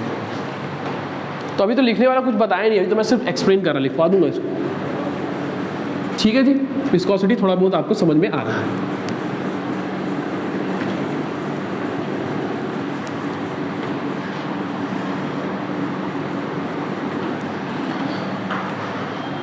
इधर आइए, ये सब लिखवा दूंगा अभी, ये तो मैं ऐसे बस लिख रहा कि ये विस्कोसिटी के फ्लूइड की इंटरनल प्रॉपर्टी है जो फ्लूइड के फ्लो को क्या करती है जी? दूसरा, ये लिक्विड में किसके कारण होता है और गैस में किसके कारण होता है जी? सो लिक्विड में सर ये होता है कोहेसिव फोर्स के कारण, जैसा आपने बताया, हाँ सही बताया। और गैस में किसके कारण होता है?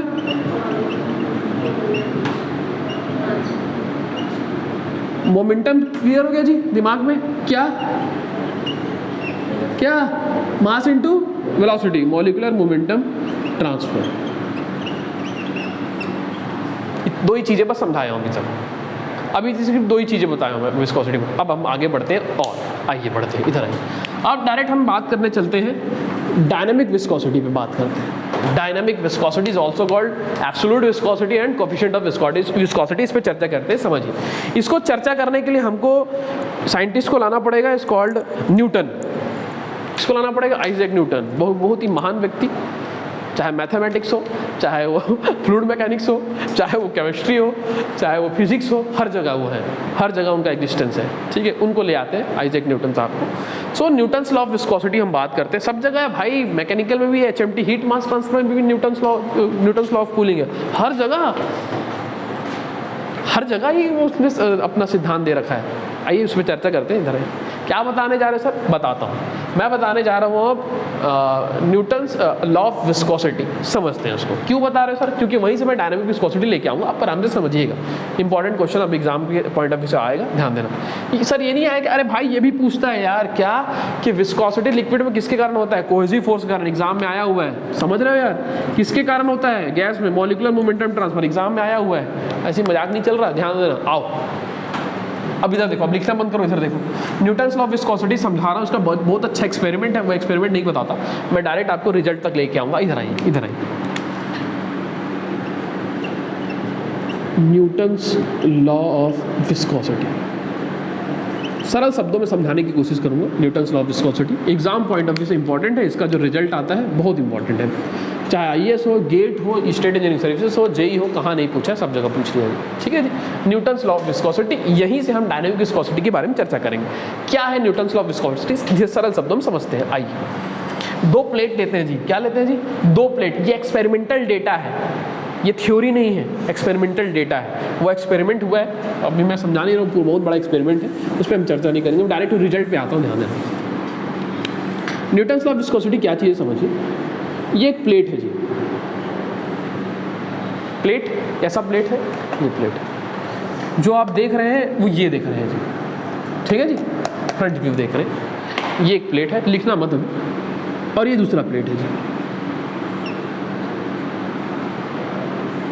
दो प्लेट है जी, जिसमें हम खाना खा सकते हैं। प्लेट है तो खाना खाएंगे ना यार, कि नहीं खाएंगे, इधर आओ, दो प्लेट है, नीचे वाला प्लेट जी फिक्स्ड है, कैसा है जी, फिक्स्ड, फिक्स करो उसको,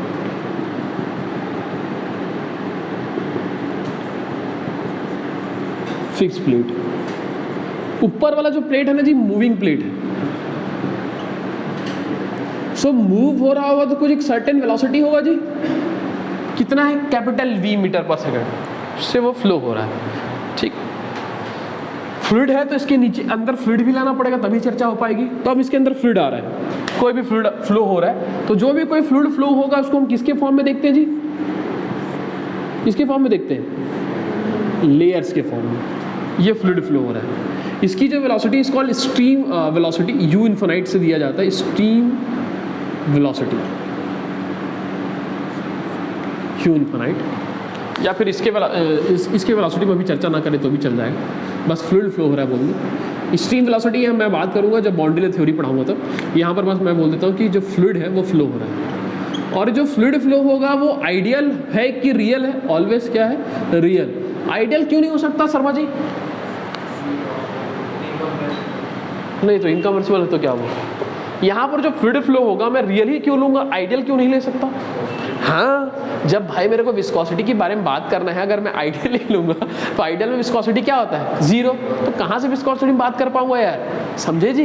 तो यहाँ पर जो फ्लूइड फ्लो होगा ऑलवेज क्या होगा, रियल, ठीक है, वेरी गुड वेरी गुड। इधर आइए, अब ये फ्लूइड आपके पास फ्लो हो रहा है, जो always layer by layer flow होता है, कितने लेयर से जी,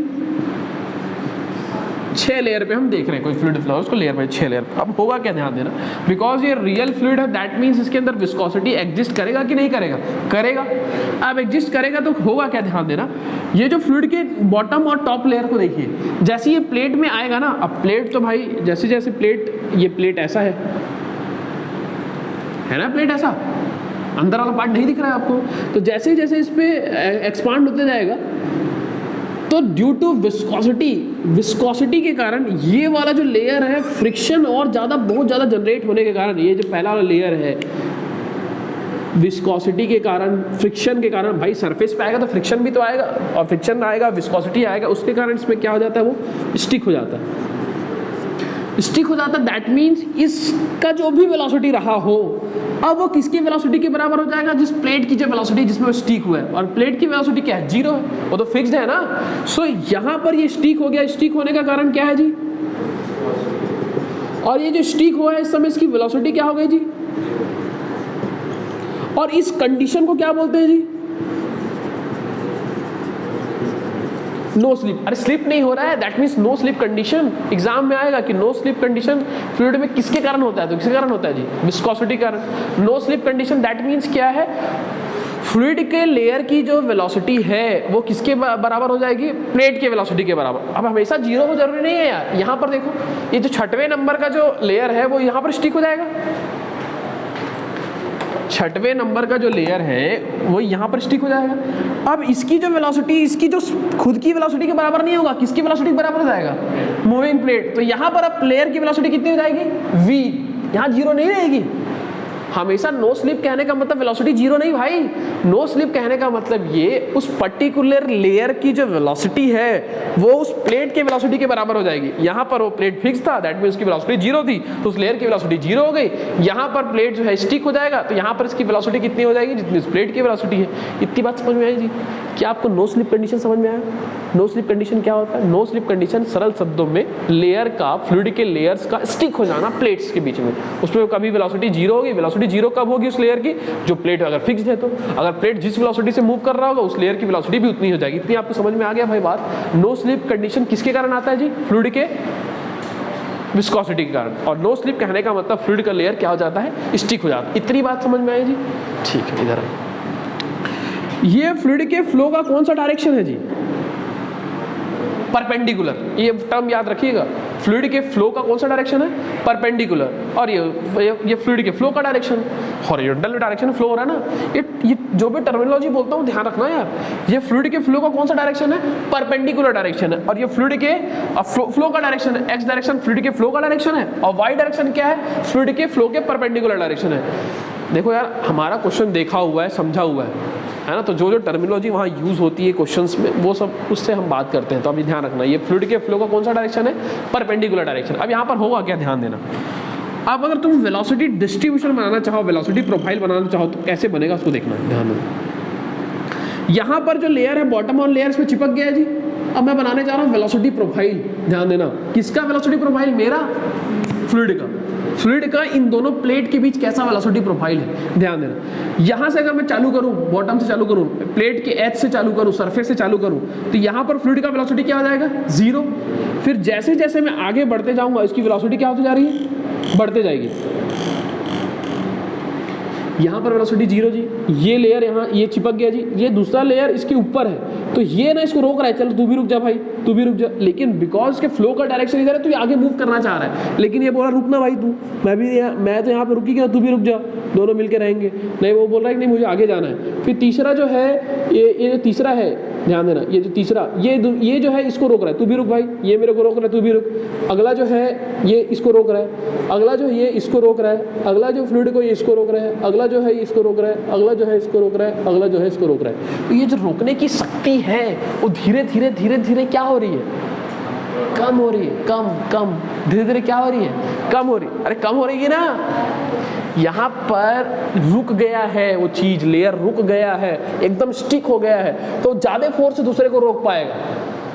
ये वाला बहुत ज्यादा फोर्स से ये वाले लेयर को रोक पाएगा, ये वाला लेयर ज्यादा फोर्स से इसको रोक पाएगा, समझ रहे, क्योंकि रुका हुआ है यार, तो वो ज्यादा रोक पाएगा उसको। तो धीरे धीरे ये जो शक्ति है वो क्या होती जा रही है, कम होती जा रही है। ये जो शियर फोर्स है वो क्या होते जा रहा है, कम होते जा रहा है, ध्यान देना। और ये कम होने के कारण जो वेलोसिटी है लेयर्स का वो क्या होते जा रहा है, क्या होते जा रहा है यार, यहाँ वेलोसिटी 0, ये बढ़ रहा है, वेलोसिटी क्या होते जा रहा है। और लास्ट टाइम में जो वेलोसिटी है, लास्ट वाला जो लेयर है उसकी वेलोसिटी किसके बराबर हो जाएगी, प्लेट के वेलोसिटी के बराबर। इतनी बात समझ में आई जी? तो यहाँ पर आपको क्या देखने को मिल रहा है, इन दोनों प्लेट के बीच अगर कोई फ्लूइड फ्लो हो रहा है तो क्या देखने को मिल रहा है आपको, velocity gradient, du/dy is called velocity gradient. Velocity gradient का मतलब सर वेलोसिटी ग्रेडियंट का सरल शब्दों में मतलब है वेलोसिटी का change with respect to y direction. Y direction में आपको इस फ्लूइड के वेलोसिटी में चेंजेस देखने को मिल रहा है। जैसे जैसे आप वाई डायरेक्शन में आप आगे बढ़ते जा रहे हैं, सो फ्लूइड की वेलोसिटी में क्या आते जा रहा है, चेंजेस आते जा रहा है। अरे आ रहा है कि नहीं आ रहा है, नहीं आ रहा है क्या? यहां पर आप देखो, ध्यान देना, वाई डिस्टेंस में अगर तुम देखोगे, ध्यान देना,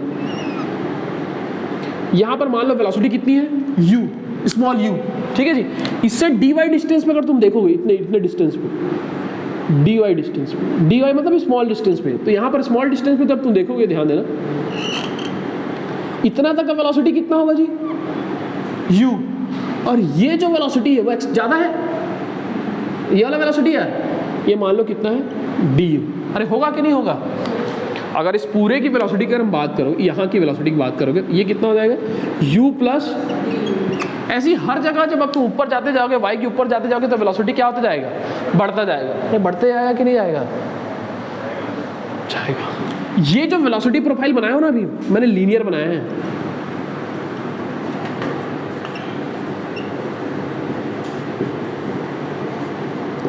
एग्जाम में ध्यान देना, एग्जाम में जब कभी भी आपको वेलोसिटी प्रोफाइल के बारे में नहीं बोलेगा, ये वेलोसिटी क्या नहीं बोलेगा सर, क्या और क्या सर, लीनियर के अलावा और भी कुछ हो सकता है? यस, कोई भी कर्वेचर दे देगा वो, पैराबोलिक दे दे, हाइपरबोला दे दे, जैसा भी इक्वेशन दे दे आपको कि ये जो वेलोसिटी प्रोफाइल है कि इस तरह से डिस्ट्रीब्यूशन है इसका, समझ रहे हो ना यार, पैराबोलिक बन जाए, हाइपरबोलिक बन जाए, वो एक इक्वेशन देता है। लीनियर इक्वेशन होगा तो y = mx + c के टर्म में देगा ना यार वो एक इक्वेशन।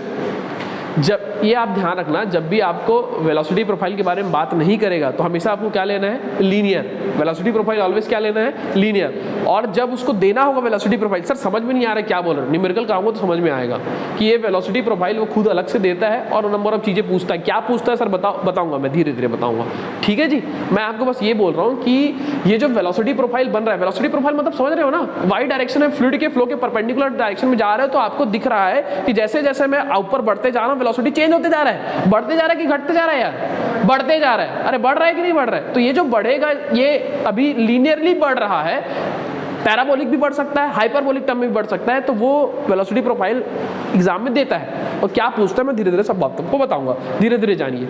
तो यहाँ पर देखिए आपको वेलोसिटी ग्रेडियंट देखने को मिल रहा है। वेलोसिटी ग्रेडियंट क्या बताता है जी, एक प्रॉपर्टी का चेंज दूसरे के रिस्पेक्ट में। तो वेलोसिटी ग्रेडियंट मतलब वेलोसिटी का change with respect to y direction. du/dy को क्या बोलेंगे जी, वेलोसिटी ग्रेडियंट। वेलोसिटी ग्रेडियंट मतलब वाई के रिस्पेक्ट में किसका चेंज जी, वेलोसिटी का चेंज। अरे हाँ ना यार, ठीक है। क्या इसके अंदर, इन दोनों प्लेट के अंदर शियर स्ट्रेस आएगा या नहीं आएगा? आएगा ना, आएगा ना यार। शियर स्ट्रेस क्यों नहीं आएगा भाई, यही ये लेयर रुका हुआ है, विस्कोस रियल फ्लूइड है, ये रियल फ्लूइड है, ये स्टिक हो गया, स्टिक इसलिए हुआ है, नो स्लिप कंडीशन इसलिए हुआ है क्योंकि विस्कोसिटी है ना, और विस्कोसिटी दैट मीन्स के अंदर क्या आएगा जी, शियर स्ट्रेस आएगा। अरे आएगा ही आएगा। और शियर स्ट्रेस जैसे जैसे आप आगे बढ़ते जा रहे हो तो बढ़ते जा रहा है कि कम होते जा रहा है?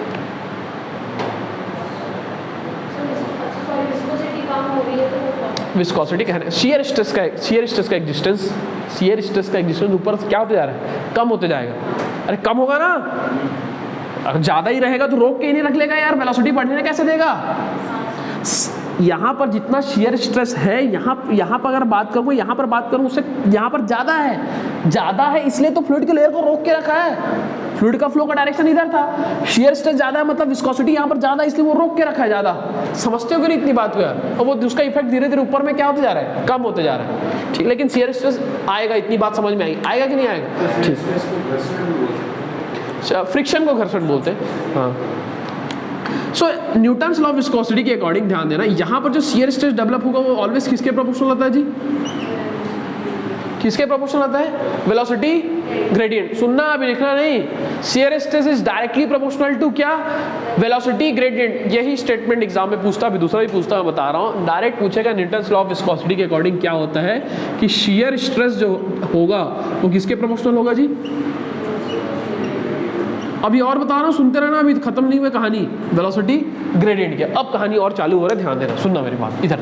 अगर इस dy डिस्टेंस को आप आराम से देखें, dy डिस्टेंस को मैं यहाँ दिखा देता हूँ, आप ध्यान देना, इतनी दूर पे दिखा देता हूँ, देखें क्या यहाँ पर विजिबल है, ठीक है। इधर आइए, उस dy डिस्टेंस को देखिएगा जी, इधर देखिएगा।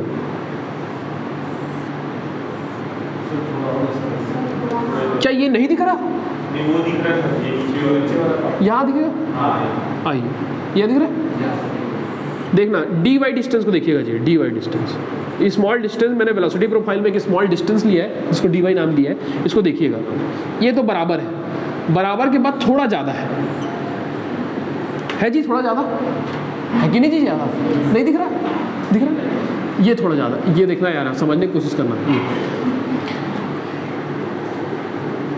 ये यहाँ पर आप, जैसे कि मैं अगर बात करूँ, ये देखो, सुनो मेरे, यहाँ से सुनना, ये जो यहाँ वाई डिस्टेंस यहाँ से लेकर मैं यहाँ पर अगर बात करूँ तो ये थोड़ा ज़्यादा बढ़ गया है, बढ़ा है ना यार, बढ़ा है। दैट मीन्स अगर मैं फ्लूइड की अगर मैं बात करूँ तो फ्लूइड में हुआ क्या है जी? डिफॉर्मेशन हुआ है। देखो ऐसा फ्लूइड था जी, ये फ्लूइड है, अब फ्लूइड में क्या डिफॉर्मेशन आया? कौन सा डिफॉर्मेशन आया है जी? कौन सा डिफॉर्मेशन आया? एंगुलर डिफॉर्मेशन आया। कौन सा डिफॉर्मेशन आया? एंगल में डिफॉर्म हुआ है। समझ रहे? इमेजिन करने की कोशिश करो ना यार, फ्लूइड ऐसे था, देखो मैं वाई डिस्टेंस पे बात किया, वाई डिस्टेंस मतलब यहाँ पर पहुंचा था ना, प्लेट से वाई डिस्टेंस मतलब यहाँ पर पहुंचा था।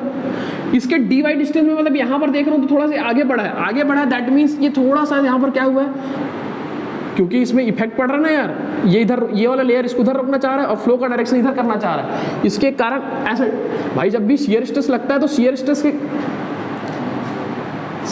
कब लगता है भाई? जब टेंजेंशियल फोर्स लगता है। टेंजेंशियल फोर्स दैट मीन्स यही तो है ना टेंजेंशियल फोर्स, एक फोर्स इधर लगता है और कोई भी सॉलिड जब फोर्स लगाओगे तो उसको अपोज करता है ना ऑलवेज, तो अपोज के कारण एक फोर्स ऐसे डेवलप हो जाता है, ये तुम लगाते हो ये अपोज हो जाता है, दो इक्वल और अपोजिट फोर्स आता है, उसके कारण पहले स्ट्रेन आता है कि स्ट्रेस आता है?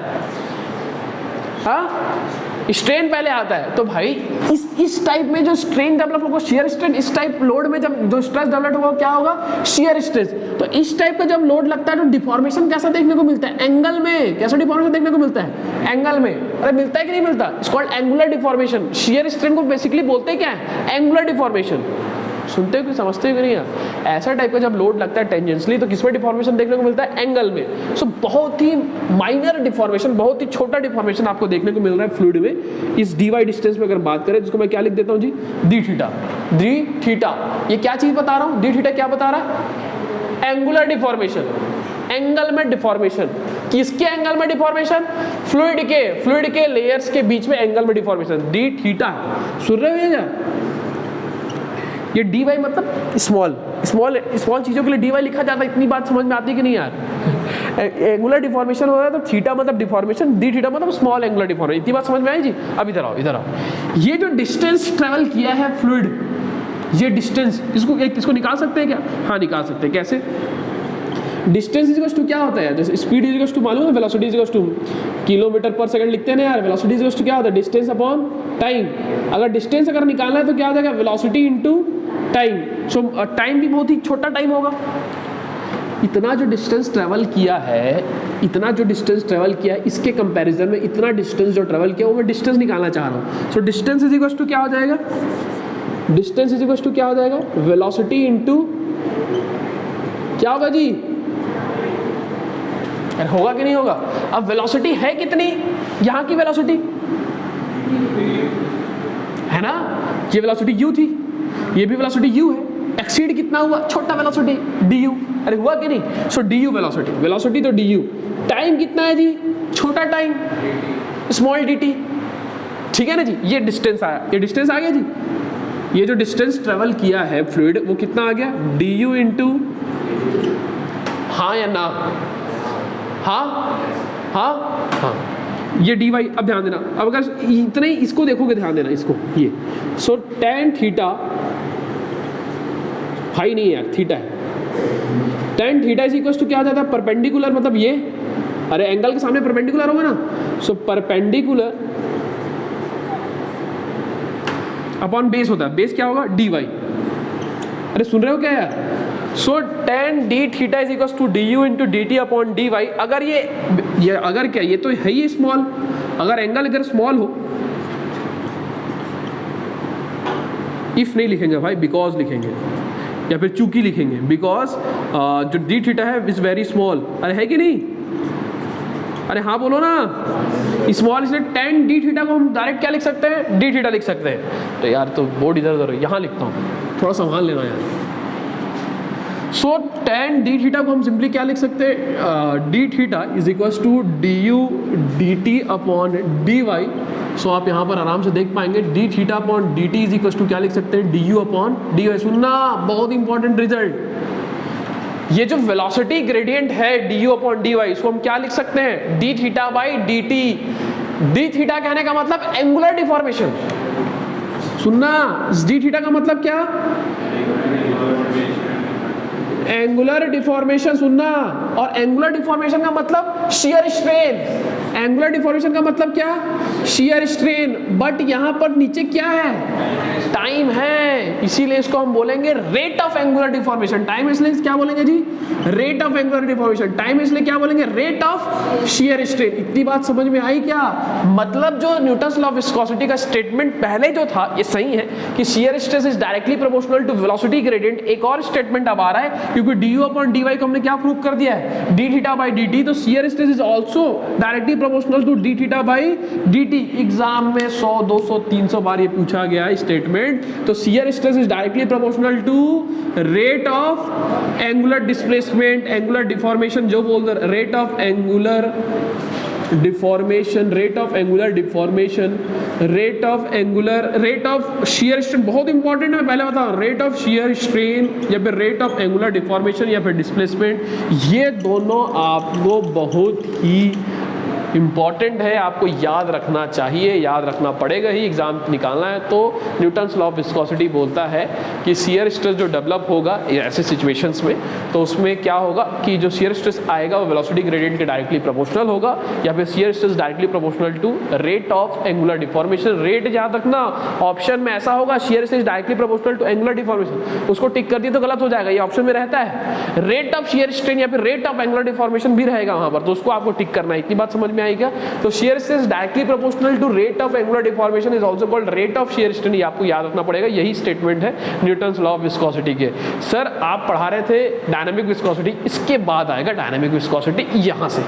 इसको मैं ऐसे ही बता सकता था लेकिन मजा नहीं है उस चीज का, इसको मैंने इसलिए इस तरीके से समझाया। आपको एक वेलोसिटी प्रोफाइल दिखाया, वेलोसिटी ग्रेडियंट दिखाया, कहां पर आपको डिफॉर्मेशन देखने को मिल रहा है फ्लूइड में वो आपको दिखाया, कैसे एंगुलर डिफॉर्मेशन देखने को मिल रहा है वो सब मैंने आपको बताया। समझ में आया जी इतना? ये नोट डाउन कर लीजिए आप।